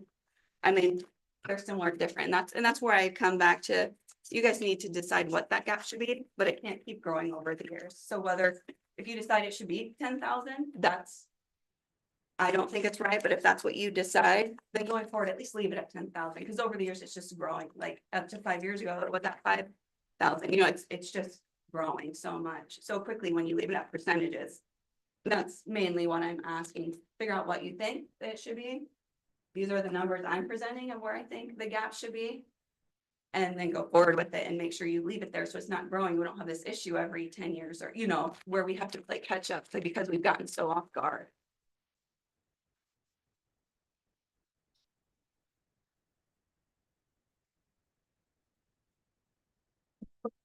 Yeah, I can't. Well, we're not gonna make decisions today, but just getting this information right now is. And, to be honest, like we've said to everybody else, we have $228,000 above the whole countywide. And 2 departments alone with their ask is already above that. So there is some tough decisions. It's not that we don't value each elected official and everything that they do, and you guys' service you provide to the county is exceptional. I think we're very lucky here in Carroll. But it puts us in a tight spot when. And that's why I said if it's something that has to happen over a 2-year time, and I know that's not exactly how it works because who knows who might sit in these chairs next year, but. Well, this next year will be the same. It's the year after. Well, if someone would leave or retire, you just don't know what could change, Yeah. if you can't guarantee 2 years. Oh, I know. You never know what's gonna happen Yeah. next week. So I just wanted the information out there because I do feel it's important and. I do And it appreciate does you taking reflect the time. employee morale and that sort of Yeah, stuff as yeah. well. I do appreciate you taking the time to do an Yeah. exhibit. Yeah, thank you. Thank you. Yep, thanks. Any Ashley. other? Nope, okay. Thank Thank you. you. Thanks, Ashton. Item number 8, Sheriff. Fiscal year 26 budget review. Hi, Ken. Morning. Morning, Chris. Mr. Gregory.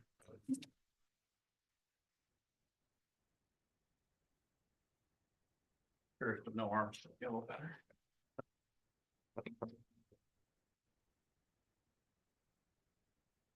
I'll replace that when I'm done, so nobody in the audience gets too. Comfortable. Where do you want to start? Let's go, Sheriff. You've got, We should start with the sheriff first. I'm just going by the agenda. Yeah, it says Sheriff quarterly report will be after you're done with your budget Okay, and then your deputy resolution. start with the sheriff budget.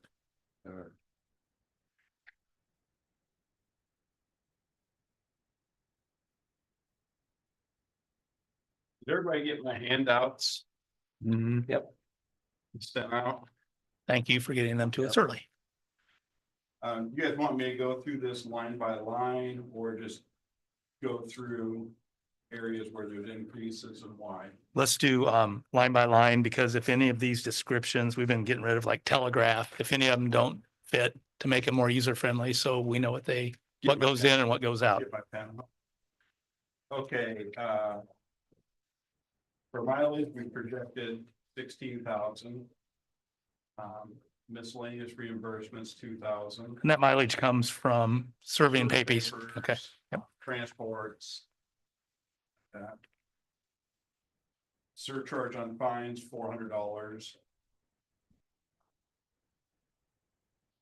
Weapons permits are fees. I think the weapons permits are kind of going down a little bit. By year to date, it looks like you should maybe move that down. What was that? By the year to date activity, it looks like that 8,000 should. Yeah, we'll see where we're at. It just, like I said, with Iowa being a Second Amendment state now. Not as many people get them. And other miscellaneous fees due to the sheriff's office, 10,000. Just back up. What does a weapons permit cost? What does it cost? It depends. If it's a renewal and they fall within the renewal parameters, it's $25. And if it's a new permit or they don't meet the renewal parameters within 30 days before, 30 days after the expiration date, it's considered a new permit, it's $50.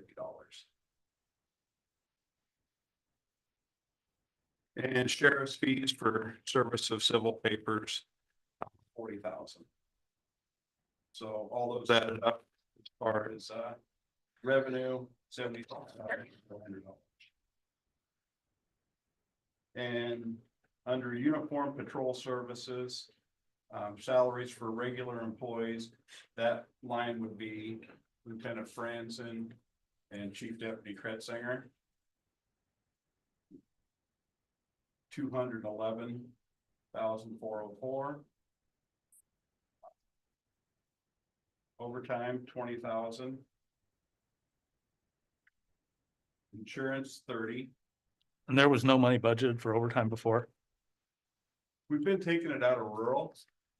And Courtney will have to remind me, but I think a year or so ago, we put Franzen on the rural side because it was easier to get funds, and then we moved him back to the administrative uniform patrol. We moved them back, but we didn't. So Okay. that's why we're gonna do that transfer and just get it out of it. Doing the salaries, just doing the math, it's 12.4. And the way that works out is I did 5% for Franzen, which I did for everybody across the board, and then Chief Deputy Kretzinger is tied to my salary at 85%. So that'll make more sense when I get to my line item. Okay.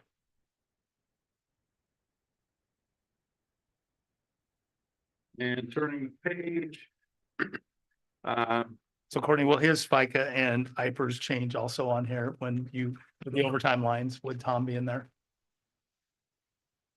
You're talking about this year or next year? Next year. Next year, we budgeted FICA and IPERS based on the 211,404 and 20. Okay.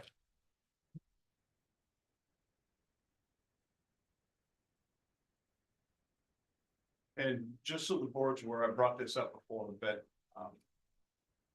Lieutenant Franzen mandatorily has to retire March of this next year, not 2025, but 2026.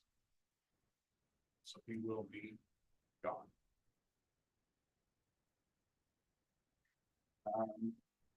Nothing budgeted under patrol vehicle for that side. Salaries for employees under the administration, that covers myself and Sean and Melissa. 244, 137. And you all saw the sheet. I took the 3 counties that were above us in direct population and 7 counties that were directly below us in population, what their sheriff's salaries were currently. That's without taking into effect the upcoming budget year, and the number of sworn officers each office has. And I just did an average of those and came up with 129. So I figured 10% for myself. How did you said you came with 3? These are not the local counties. No, these aren't counties. Just all across state. based on population. Okay, well, I thought I heard you say local, that's why. No, all based Okay. on population. I might have misheard you then. Just want to get that clarified. So that took my salary up to Certainly, yeah, 10%. 131. I think for some reason I don't have that written on here. 130, 930. Okay, Close. And then John's salary would be 85% of that, which I think came out to be like 111. Which is why that other line on the page back for wages looked a little high.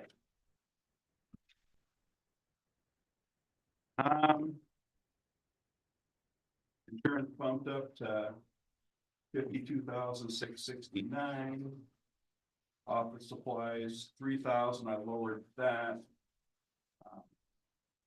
Investigative supplies. Kept at 4,000.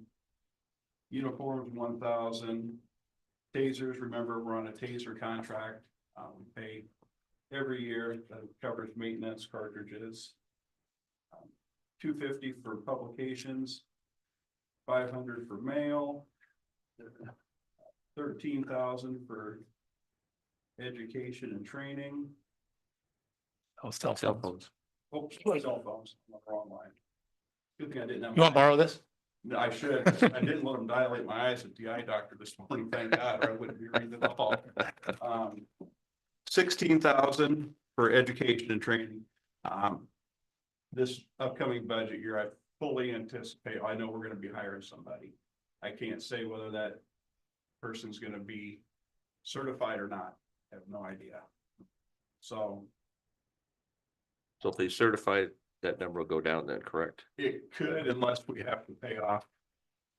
I think it's another county. Gotcha. Didn't we have to pay City of Jefferson's? We did, we paid Jefferson last year for Nick Johnson. So that replacement would be for Franson. What was that? That replacement would be for Franson, right? Yes, that, and then we also have a situation where one of our deputies that's in the guard might be deploying for a year to Afghanistan or somewhere in the Middle East. Let's see where, but long story short, we will be hiring somebody. I don't know when. Medical and health, 1,000.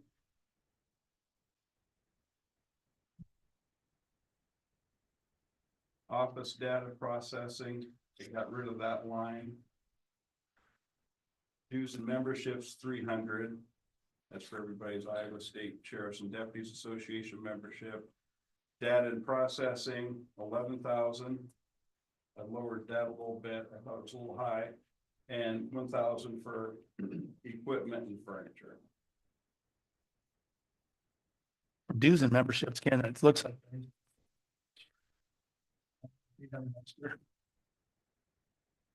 There's a chance they took jail memberships out for that too, that line.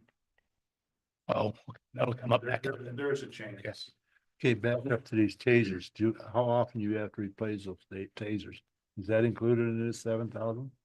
No, this covers our new tasers. And it's a $7,000 annual installment, I think, for 7 years, and then they'll roll out the next latest and greatest taser with new technology, and then We have to pay a different price. what was that? We'll have to pay a different fee and price at that time then. Could get it. Previous years when we were under the contract, before we got our new ones, I think we were budgeting 3,000, maybe 5,000 a year. I can't remember exactly. But with the new ones, it went up a little bit. But it is nice to have the best technology. Bike and IPers, the first line there, you'll see that's for the beginning front page for Franzen and Kretzinger. 17,703 for FICA. IPers 27,977. And our IPers took a huge jump. We went from paying 8.1 or 8.2% to 12 something. And the county's match is still 12, isn't it, Courtney? Yeah, it was 9 went from 9.5 to 12 per employee. And county? And then under the administrative line, 18,677 for FICA. And 26,370 for IPers. And then we fall under contract law. For some reason, I did not get the increased rate in there. I got a hold of all the mayors of our contract towns and increased their contract rate by 2% this year. Oh, it's 107,033. It was something like that. Yeah. Is that what you have? I don't, looks like I didn't plug it in. What was it, 107? 033. So is that $25 per capita? Is that the goal, or was that what it was? And then you upped it by 2.5? No, not. You Was it- might have to help me here. Was it per capita? It's based on. It's based on per capita except for one community. And I do not remember what that per And capita, Glidden pays more yeah. just inherently, Because of call volume. call volume. They, school. and originally they requested more services. Play with that, what that increase to as revenue. Under uniform patrol services on the rural side, that increased to 576 or 567. So who's underneath this one? All the deputies. All the deputies? 7 deputies. I have 50,000 for overtime, and it doesn't show it on here. We had 60,000 total for last year. That included everybody. The reason I bumped it up to 50, is technically moving the 20,000 to the other line item. It should show 40, but all of our deputies are starting to get to that 10-year mark since we hired them. It's increased vacation, which leads to more overtime, unfortunately. I got a question on that.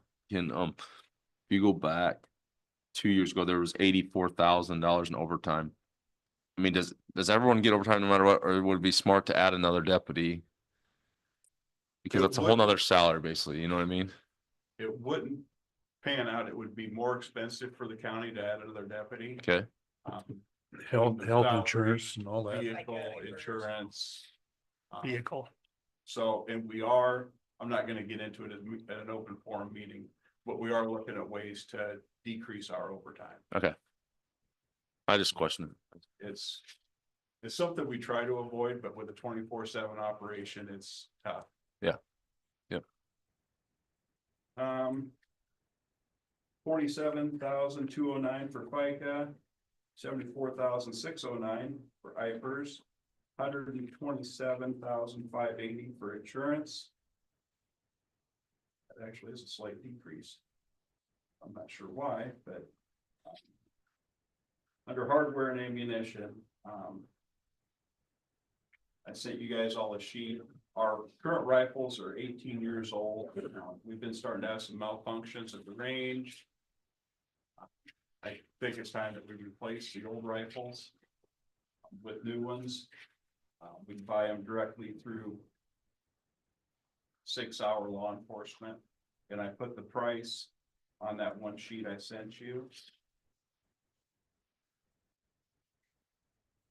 They're not cheap, but they are nice rifles. They're piston driven instead of spring. So a lot less maintenance. We'll be able to have holding stocks that way. And they do include for every one of them fixed suppressors and optics. There's 3,400 a piece. 3443. So are you planning on replacing them all then, or, Yes. or just partially? All of What? it? That's I all, don't but that's all get included the in this car and price. have a different kind of rifle sitting there. When we make the transition, I want it to be office wide.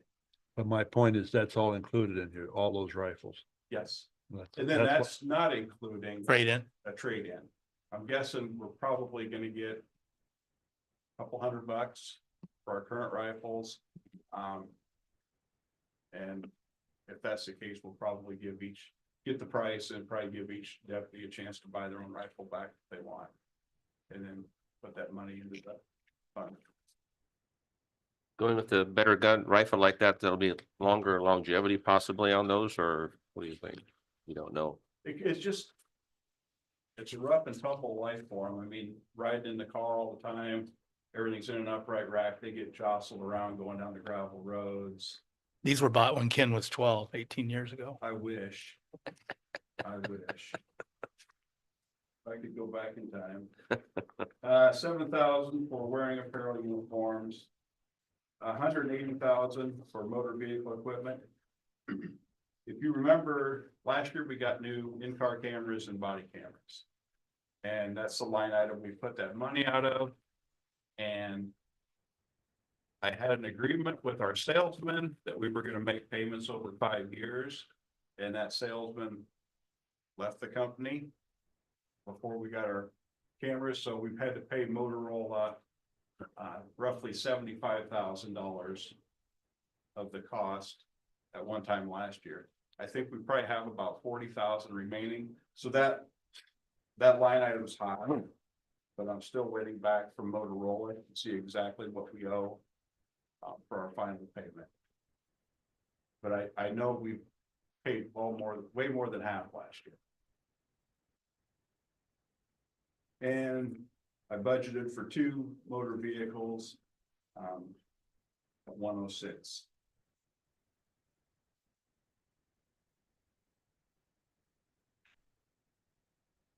Any questions about that? I have questions on the deputy salary. The increase. Yeah.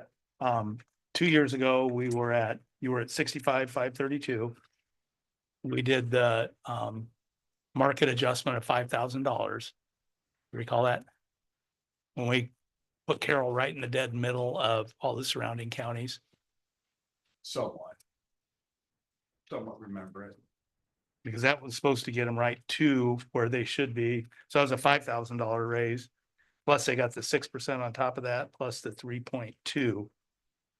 And I'm just wondering if a market adjustment is needed this year.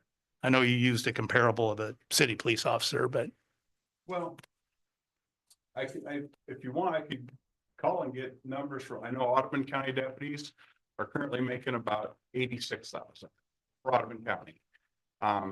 If we don't do this is gonna put us. well, I don't want to get behind. Behind the Carroll Police Department with their union, they're set to go up to 81,000 something this year. And we de-unionized on good faith. We got rid of the comp board on good faith. So I just ask you to hear me out.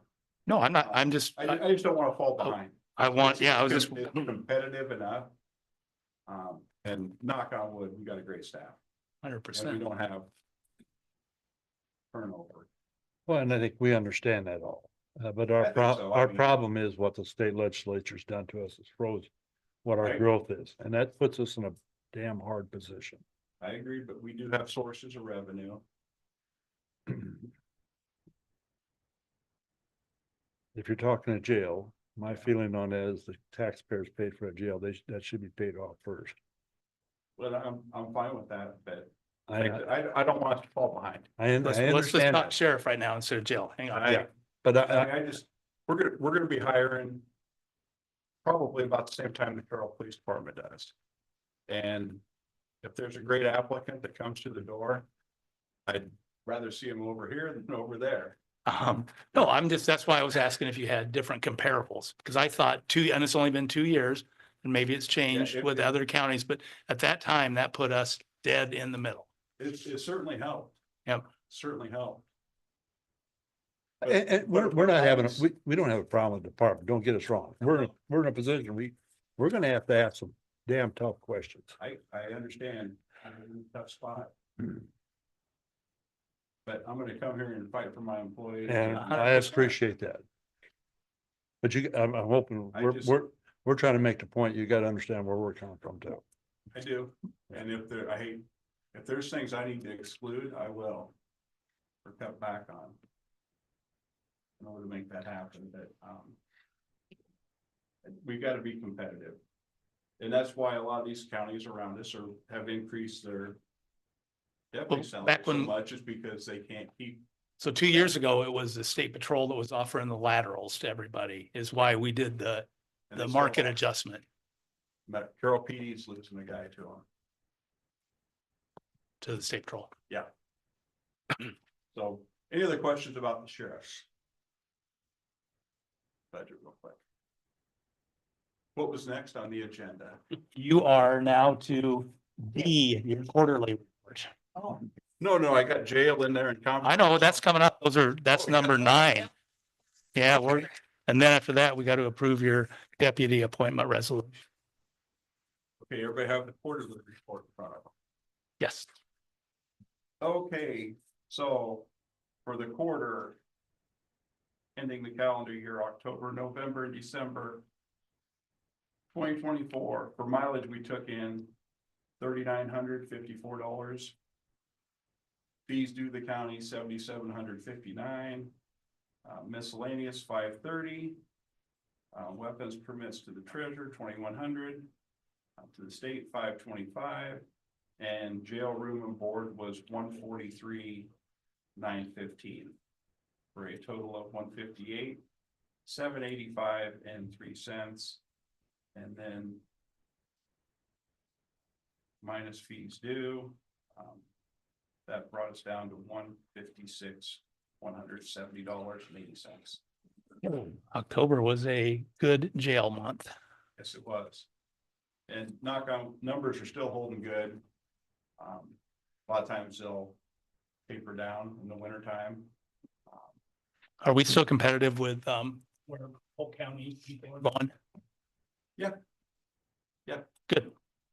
I didn't know if Guthrie County or some of the other counties that have jails are trying to come in for less so they can get more prisoners. Well, They do for less. And Polk County is good at, I mean, they take care of us. They like bringing people here, you've seen. I've seen it. Yeah. They like coming here, so they do take care of us. I mean, they'll call us and say, hey, you guys want a few more? And they'll bring a few more. yeah, from my understanding down at the meeting we was at this last week, the fees do vary quite a bit between counties. But I think it's, Yeah, I'm not asking for an increase. 'cause Yeah, I don't how want to they lose. like people. I've stuff. actually considered it. I mean, because things are going up. I'd be interested to see what some other counties are charging. I can find out. Easy enough. Polk County's There was gotta a- be. Go ahead, sorry. There was the second day of the seminars, they had like the sheriffs and auditors and treasurers come in and they kind of talk about how the relationship between like your department and the board of supervisors and how crucial it is to have communication between any elected official and the supervisors. But the one guy, he had some great statements and they were talking about how Polk County is fiscal and they keep sending them out and things like that. That's great. But at what point does Polk County build a jail or what? Cause something about a wing. You're not gonna see it anytime soon because I want to say their current jails, I'm gonna say between 12 and 14 years old. It's not that old. Because No, I it's not very remember old. it being built. And You're right. what happened when they first built it, it's got 4 wings on it. You were telling us about this. And they weren't full when they first started and then they rented, I call it the south wing, I think, if my directions are right, to some kind of rehab place, mental health, Yeah. something. I don't know if that's a long-term deal or what, but I don't see them going in front of the voters anytime soon asking for a new jail. It was a mess. I remember when they built it, it was a mess. And then the location of it being clear on the north side of town. Yeah, it's out there at 35 and 80. Yep. Yeah. well, they have a bus that runs them down to court. And then I think they're utilizing the old jail, they even hold them overnight down there. They got I their, think so, yeah. from what I've been told. So any more questions on the quarterly report? That is their problem. How many numbers, what's your numbers today, do you know? What was that? What's your number of inmates today? Today, 27. And one on an ankle monitor, so 28 technically.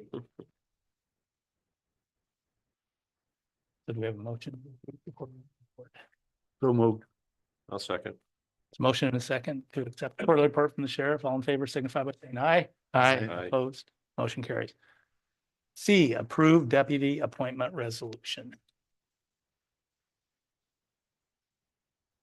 And I listed all the deputies on there, their titles. I Didn't it really only have to be John? pretty much just wanted chief deputy, but. Yeah. And Well, I don't think anybody knew about this until 3 weeks ago when Story County told Courtney maybe, or somebody told you. 35 years, it's the first time I've seen it. that's nice. I think it's good though. I mean, Well, did we decide is it supposed to be after every election or every year, the first of the year? Okay, so every 2 years. You guys So, are on top of it. In essence, you two don't have to do it for another 4 years. And next year it'll be the treasurer, recorder and attorney. I know. Okay, so anybody wanting to make a motion to approve the deputy appointment resolution? I'll second. We have a motion, 2 seconds. Roll call, Courtney? Yes. yes, Johnson, Yes. Yes. Yes. Okay, number 9, Sheriff, you're still on the spot. Jail fiscal year 26 budget review. All right, everybody got it in front of them? Absolutely. Okay, I've Yeah. got 600,000 for revenue income for room and board. 20,000 for concessions and commissary. That brings that total to 620,000. Salaries. So, the question there, I'm just looking at this over the weekend. With your numbers of going up inmates, why isn't the commissary going up? Aren't they utilizing it or what? They do, and I'll get to that in a little bit. Okay.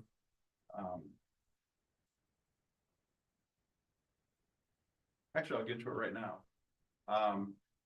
When I go through this, you'll see I've made a lot of cuts to different line items. We keep the commissary. Let's say books over in the jail, and we can pay for things out of that as long as it benefits the prisoners. And I'd argue that anything we do over there benefits the prisoners. I mean, whether it's fixing something, custodial supplies, that type of thing. So we're gonna start paying for a lot of those things out of there instead of out of the budget. It's a good thing. So. And by doing that, I think I was able to cut the jail budget by, I think roughly 23,000. So, and then if it gets to a certain point, we're gonna write a check to the treasurer like we did. And get some of that money moved over into the general fund. But my question was, why is the revenue seem to be dropping even though the inmates are going up? He's, It's not dropped, we have No, it's probably we probably have $60,000 in that account in the jail. But That according doesn't here, show up on- last year you budget 24,000, this year you only budget 20,000. Gene, it's not, it's there. It's not getting shown on the paperwork. Okay, so okay, that's done before he goes into, okay. there, Now, instead of a cut that. Yeah, I got followed Come now. out of a line That item. hit Yep. $70,000 here a while back, so I had the jail supervisor cut a check to the treasurer. I follow you now. It's And going I to have no a trouble separate doing book that. before it goes into okay. It builds up quickly because that's all our income from our phones, texting, commissary items we sell, all that stuff. Well, that's what I was wondering, you get Yeah. all that texting with the iPads now, there should be more revenue. There was, Depends Okay. on how much money they got in their books. Does Sometimes the, we have rich inmates, sometimes they're poor. does the ankle monitor program go into that at all? What line does it? It goes into room and board. Okay. So that's part of the 600,000. Yep. Thank you. And I think we've been rolling on that for maybe 6 months now. And it's going pretty good. And the comm center draws a line around them, and then if they leave that, No, they don't have anything to do with them. oh, okay, We monitor all that ourselves. gotcha. Okay, so for salaries, that increased to 632, 671. Part-time. And that was, wait, that was with a 5%, not the 2.5, correct? 5%. And justification is, I wrote a whole list of things. Okay. I mean, I can go through them. I mean, while we're, dedicated staff. Go ahead, Gene. while we're on that, when we give that market adjustment to the deputies, did they get anything at that time? The jailers, they did, they did? I believe so. because you eliminated one position. You didn't replace Yeah, somebody. when Sue Bruce, our old jail supervisor. Okay, I just wondered, they did, okay. So what is the breakdown roughly? What are they? I have no clue. Are they making $22 an hour? Out of what it is now. Okay, 50 some thousand. A year. 24, 25. Okay, Um. We do all our own custodial work. yeah. No, I remember your sheet, but I just, yeah, They- I'm not picking on the If jailers. If the kitchen's short, they jump in and help in the kitchen. So you- I'll make note of that. Not a question for you. I have a note, but if they're, you guys do your own janitorial over there? Yep. Secondary roads is now too, right? No, that never happened yet. 60,000 for salaries under part-time. That covers kitchen staff. 75,000 overtime pay. Insurance is at 136, 250. Was a bump there. I think one employee went from a single to a family. Maybe a husband, spouse, or employee spouse. Clothing, I dropped that from 8,000 to 2,000. Custodial supplies, I dropped it from 12,000 last year to 7,000. General office supplies dropped from 10,000 to 5,000. Eliminated safety and protective supplies. Eliminated wearing apparel and uniforms. Eliminated furniture and appliances. Eliminated employee mileage and subsistence. Basically, that's if they go to a school or something. Pretty fortunate, other than when somebody's first hired, they have to go and do a 40-hour class. We used to be able to do that online, and they don't do that anymore. They actually physically have to go to the Iowa Law Enforcement Academy for a week.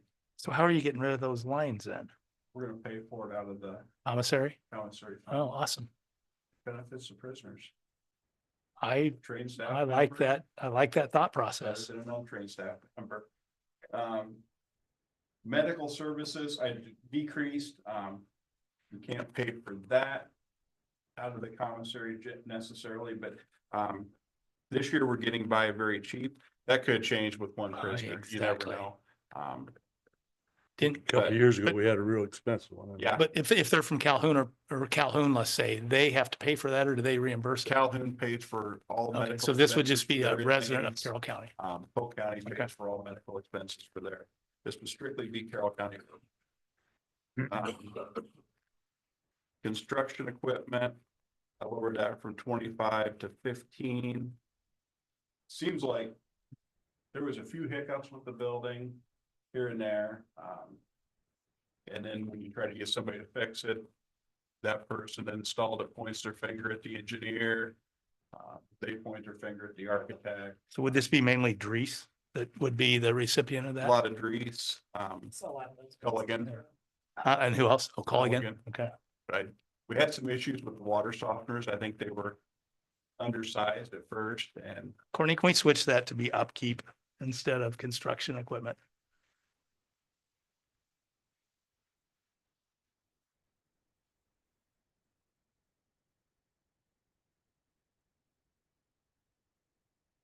but knock on wood, everything seems to be running good right now.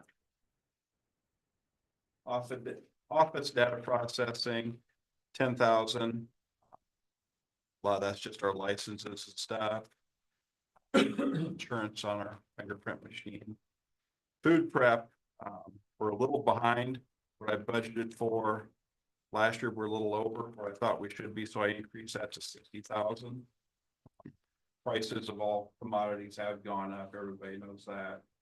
Hopefully they'll go back down. Well, this is your, Are you like hitting your on Martin something? Brothers or something like that that comes Martin in. Brothers, Walmart? Arcadia Meats, Okay. Walmart, All right, wherever the best deals at. gotcha. You don't utilize, out here East Town, Carter? Get everything through Martin Brothers, Walmart, or Arcadia for the most part. There is a reason, because not saying that they wouldn't utilize the $500 minimum, but a lot of their stuff is extreme bulk items. So that creates an issue sometimes. I couldn't hear you. Or they have a minimum that you have to order from and they have bigger bulk items that you guys may not have a storage for, so that might be part reason why you go and pricing. I think they were talked to initially. And Martin Brothers just worked out good. Yeah. And other equipment, we had 15,000, that's on the next page. Got rid of that line item.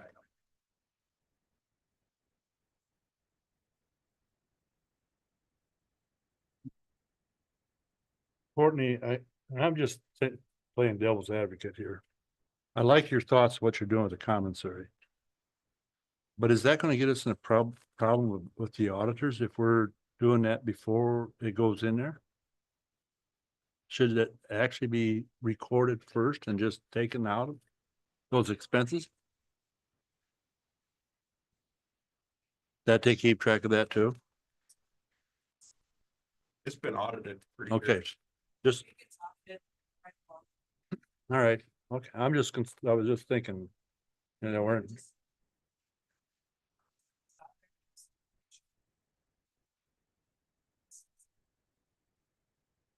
Okay, So with your revenues and cuts, it looks like the jail is gonna be $133,000 less ask this year.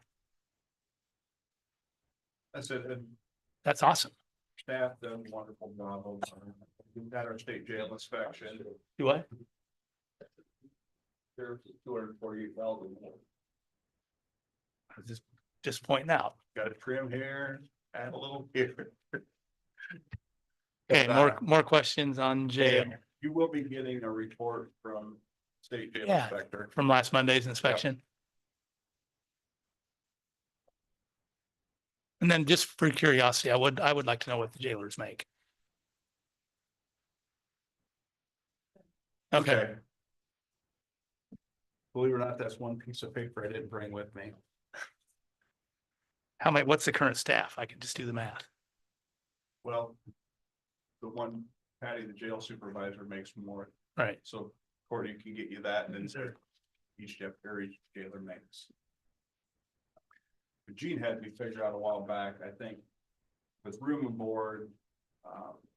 Room and board was basically covering about 60% of the jail expense, total budget. Of operating expense. Yep. Yep. Okay, more questions before we move on to the comm center. All right, number 10, comm center fiscal year 26 budget review. You want to share with that on? Oh, good, okay. That's pretty bad. Like I said, share with the arms and you can. What page have you got? Good morning, Jason. Morning. Want to slide that mic over in front of him again, please? Is that thing even on? Yeah, the red light's on. I figured I was out. Believe Ken probably passed on, the notes on the different line items. We can go through, these, I guess, starting off, if anybody's got any questions about anything that was in writing. Or needs any clarifications. Hearing none. Content revenues are pretty stable. So when the Communications Commission was dissolved several years ago, the new 2080 agreement set up $150,000 flat rate that the city contributes to the county for the operation of the comm center. So that remains a level at 150,000. And then A question on that. When Yeah. that was reached, was there ever going to be, is there scheduled increases on that? no, I lobbied for that, I'll say. Okay. I recommended it, that there was some sort of escalator that followed an index or something. But that was not included at the time. the only way it was set up is if we'd have to, there's an opt to get out of the 2080 agreement. It had to be renegotiated. Renegotiated. That's what, 6 years old, probably? Four. Probably more like four. Four seems Okay. about, because I noticed it's $150,000 for 3 years here, so, I think that was roughly so it's probably 4 40 years. years last I think, when we Okay. did that. Is the revenue, or excuse me, calls more county or more city? Call? Yeah,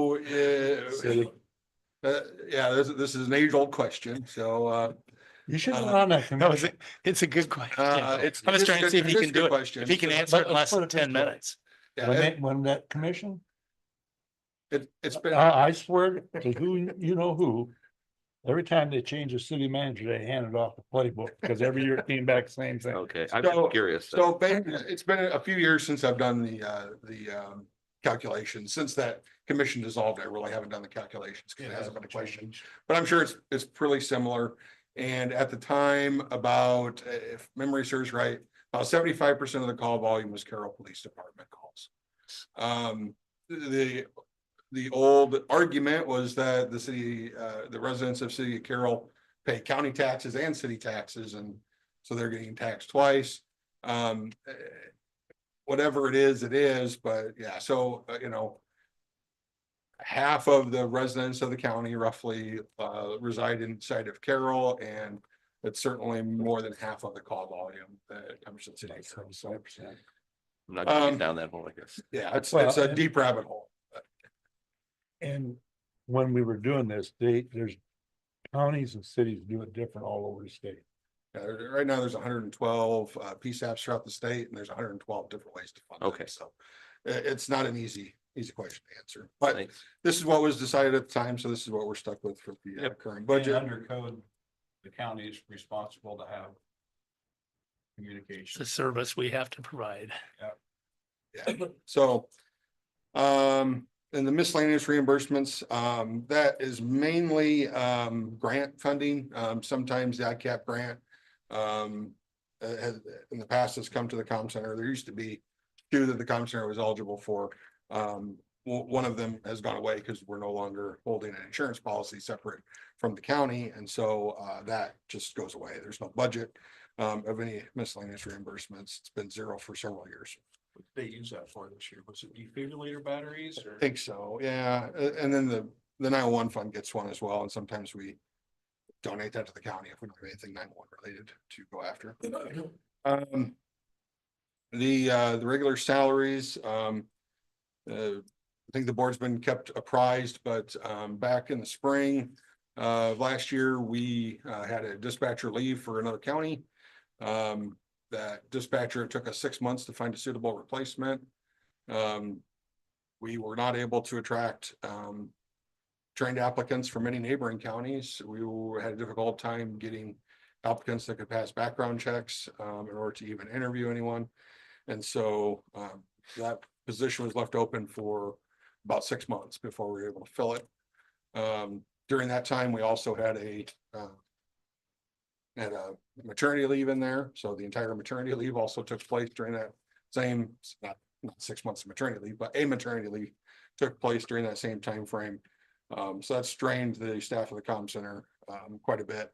I'm proud to report that they all stepped up and did an excellent job of covering and taking care of that situation. But it was an added stress and certainly a lot of overtime hours and things like that. And you have filled it since. We have filled it. We filled it in September. Maggie Hurd was hired, and she completed her training program at the end of December. So she's on her own now. We've revamped that training program quite a bit over the years, and it's now about a 3-month on the job training, in addition to the other certifications and trainings that have to be sent to. And Jason, how many full-time employees are in that? Regular salaries there? So it's myself and 6 full-time dispatchers. Okay. And then do you have a breakdown, or Courtney, can you get us a breakdown of what their salaries are? Sure. And did you do comparables, Jason? No, I thought 6 months of not being able to fill the position was pretty good evidence that we're not able to attract new dispatchers. I'd like to see comparables if you could. I think it's just, it's part of our job. We need to No, do I that. understand. We can't can just we do can it get because. something. Yep. So we can get some information about that. I have some that's just generally advertisements that we've observed. But we can look at comparable population No, sizes, I guess. Your letter explains it well, but I would just like to see some actual numbers. Numbers. Um. We did do one a couple of years ago. In that, or last budget year, we did one. So. It showed we were falling behind, but we can do that again. So that pay raise amount that we included was 5%. And that brings us to 455, 408. The part-time salary was increased similarly. We've got 2 part-time employees. One's fairly active. Both are former full-time employees. One of them is fairly active.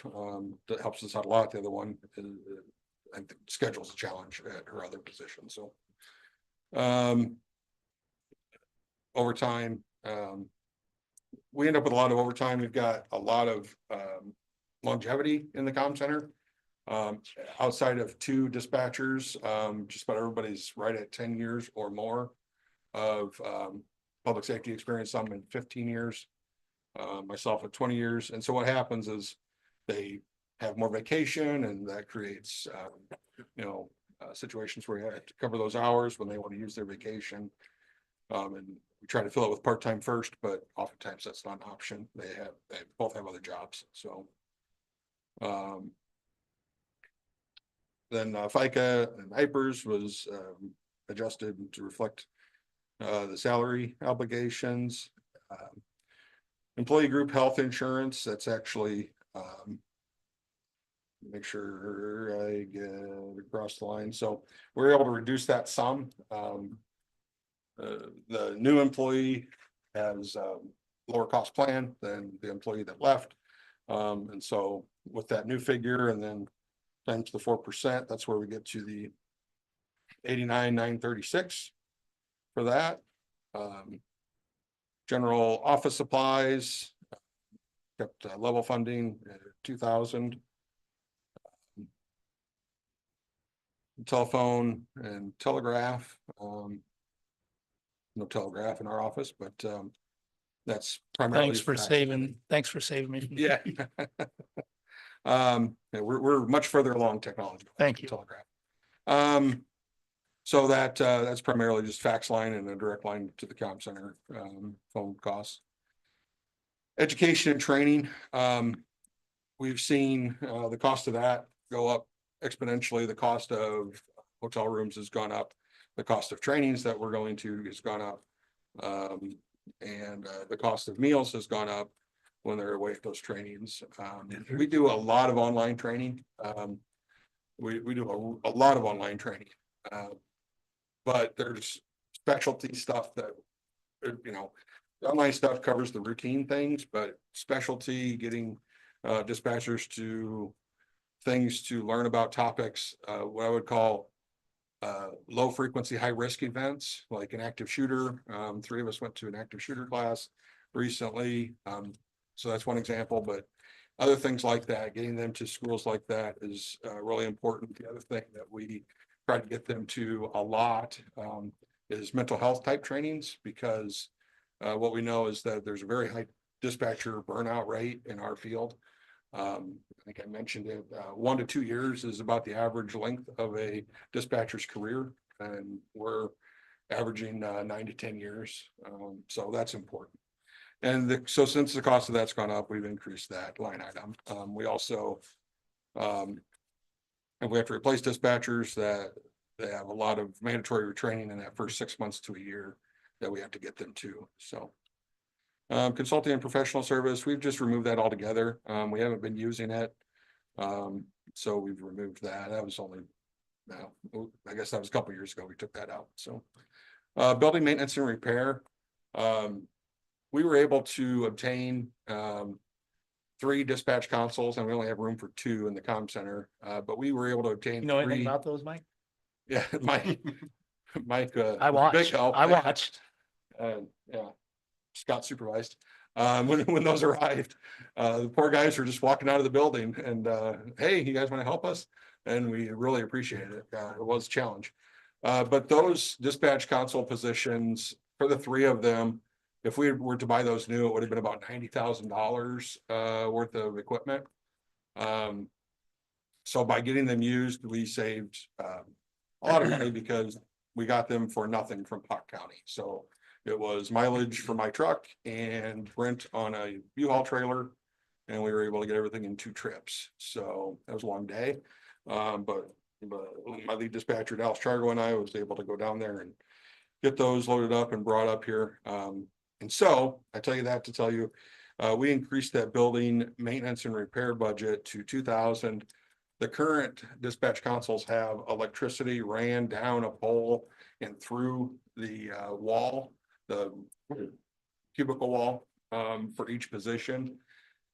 And we're gonna need to remove that out of the furniture in order.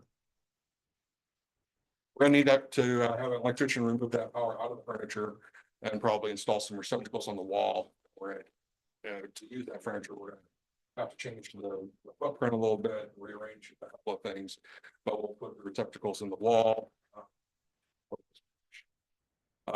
So the 2,000 is a guesstimate. If it goes over that, we'll probably have room in the office equipment for a bit. That's specifically building related. We're not able to pay building related expenses out of the other budget that runs from everything out of one fund. It's restricted. So we have that expense. The office data processing and maintenance. We've seen that be a little lower on the lower side. So we dropped that down. It was 2458. We moved that down to an even 2,000. Radio, telephone, and related. This is actually primarily the expense that we pay to the state of Iowa to have access to the NCIC and Iowa databases. So things like driver's license files, wanted persons, all of that kind of stuff.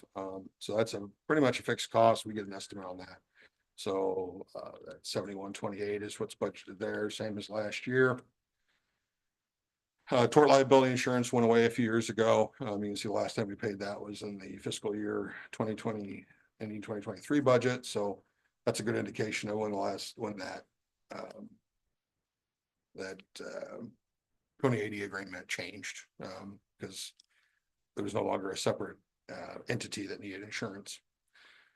Dues and membership is we've seen that increase a little bit, but it's level for this year at 600. Office equipment and furniture, 4,500. We use that for computer replacement, chairs. We only spend that if it becomes necessary. Or we'll go over another line item. We've got a little bit of wiggle room, but not much. And so this year we haven't spent much out of it. I usually hold off on spending anything out of that until we get closer to the end of the fiscal year. Not because I'm trying to use it all up before the end of the year, but rather if we can push something off and not replace a piece of equipment for another year to avoid a budget amendment, we've done that. So I think we're going to need to replace a couple of computers this year. So we'll be looking to do that in the probably the third quarter or fourth quarter. Questions? I want to say thanks for your Clay County work during their disaster. Yes. And yeah, thank you. And I'd like to speak on that for a minute, if you'll indulge me, because that was Ken's giving you a dirty look. I'm not. it was a real benefit. We were able to employ some of our backup equipment as well as our backup processes and our continuation of operations plan. We were able to take that up there and put it into place for another county and get some real world experience about how well it would work. And I'm happy to report that it worked extremely well. We were able to move our backup CAD system up there to run their comm center within the DPS mobile command vehicle, and basically do the exact thing that we have down on paper on our continuation of operations plan. And that's just basically a big long plan that tells us, in case of emergency, in case of an evacuation, how are we going to continue to provide services to the citizens of Carroll? And so for the little bit of overtime and mileage that it cost the Carroll County to help out Clay County, it was extremely valuable for us to know that we have a strong position, should we need to, employ any parts of our COOP plan. I feel very confident that, it would not be fun. It would be very stressful for, several hours or a day or two. But in fairly short order, we could get our comm center back operational in some other location, fairly quickly with most of the services that we provide now, being available to. I both hope we public never safety need to do it. and the public. Me too, but the comm center is situated between a rail line and a major highway. Yep. And so the idea that we could have to evacuate for some sort of man-made disaster or natural disaster, I think is fairly high. Hopefully it never happens. Tell him his time's up. I don't want to hear any more bad Well, I scenarios. do want to say, I did hear from some people at Clay County thanking us, so. Good. Glad pass it to on. glad to hear that. Barry? Yeah, Real quick, in the time we were sitting here. Yep. I'll put this in an email to you guys, but Guthrie County deputies are at 84,552. And Sac County is at 86,600. perfect.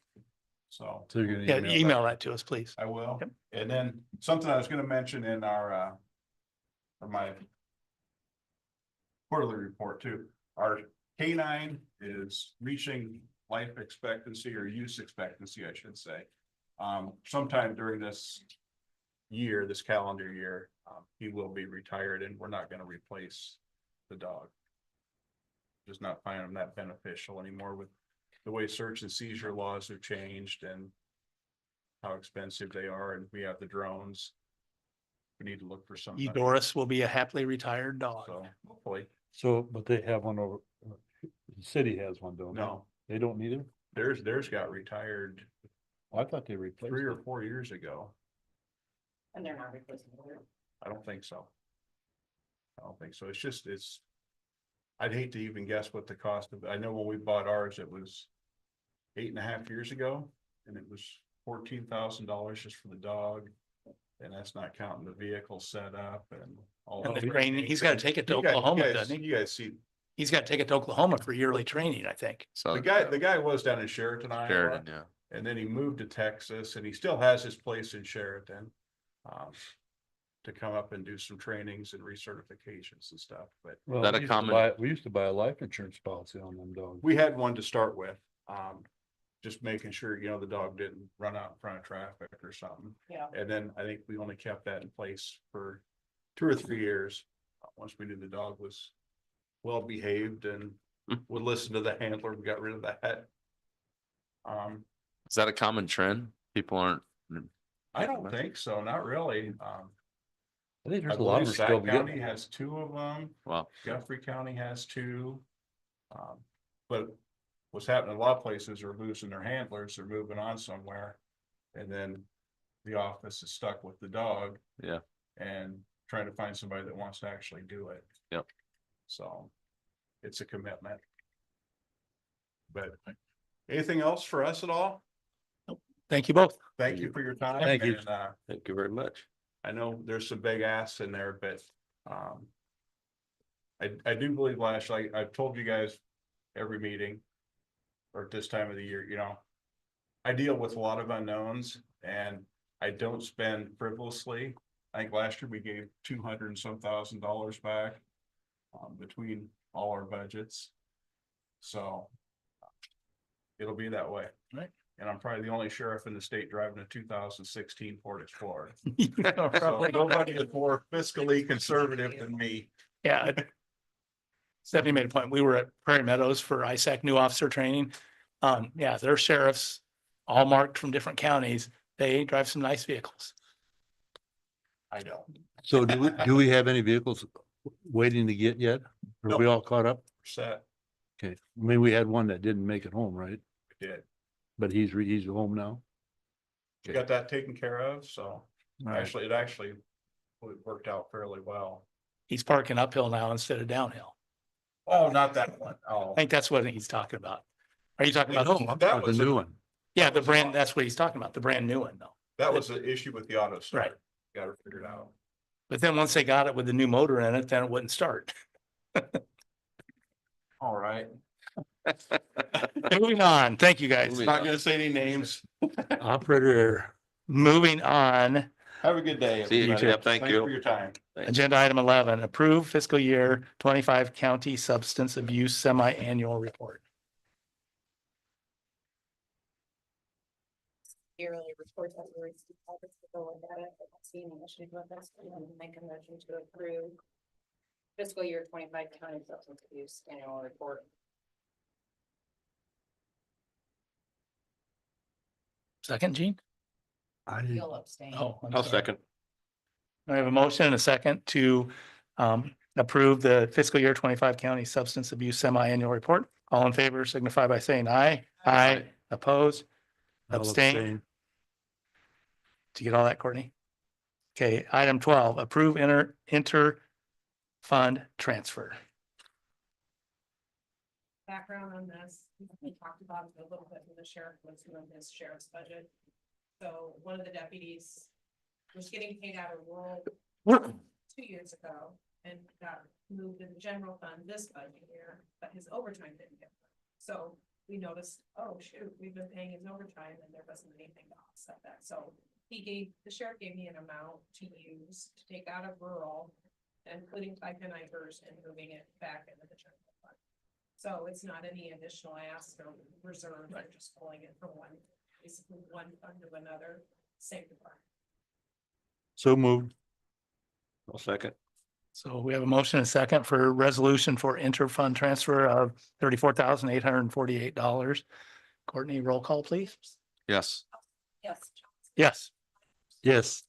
Yes. Item number 13, approved plats. We have one requested by Heritage Insurance and Real Estate owned by Jeff Danner, east of Dedham. And we have one where the requester and proprietor are Randall Grossman, property southeast of Highway 71 and 250th Street. And they did change the name on They that, did. that page. Yeah. I will make a motion to approve both plats. I'm familiar with both of them. Second that. Motion and second to approve both plats. All in favor signify by saying aye. Aye. Opposed, motion carries. Saturday was a busy day for the auditor's office. Courtney, the results, are we going to canvass the 2023 drain election? How many people voted? Okay. Dick Warnemont was reelected as District 2 trustee. So just looking for a motion to accept the results of the canvass. So moved. I'll second. We have a motion and a second to approve drain 23 canvas for Dick Warnemont as a trustee. All in favor signify by saying aye. Aye. Aye. Opposed, motion carried. Manure management updates. WJR Pork Site 20, Section 26, Arcadia Township, original plan. WJR Pork Site 40, Section 35, Arcadia Township, original plan. Venner 2, Finisher Farm, Section 30, Sac Township, Sac County, acres added. Venner 1, Finish Farm, Section 2, Wheatland Township, added acres. Matt Halbert, number 2, Section 15, Washington Township, no changes. Pig Palace, Mick Monahan, Section 13, Jasper Township, change crop rotation or optimum yield. Squeers Finisher, Section 5, Arcadia Township, original plan. Item 16, committee reports. I can go. Monday last week, I had conservation meeting. And then on Tuesday, we had public health. Both of them are mostly budget related meetings. At 2:00, me and Mr. McCray went to the ambulance and met with Jamie. And then we did a tour. That was very informative. And then this week, the only thing I have on my agenda so far is Wednesday night. I'm going to the zoning 2-mile meeting. And I think it's in here at 6:00. Oh, there's one at 5:30 and one at 6. Okay. Huh? 5:30. I can go next. Are you good? I'm done. Thank you. I can go next. Last week, I attended the newly elected school seminars for a few days, and then I also met with Zach at Secondary Roads. We did have a couple phone calls, so I drove Phoenix Avenue to text them, carry it out. And then yesterday I was here. This upcoming week, I will not be here. I got nothing on here. Last week, Monday was Carroll City Council meeting. Wednesday and Thursday, I was at ISAC, New County Officer School. Friday, Solid Waste Commission meeting.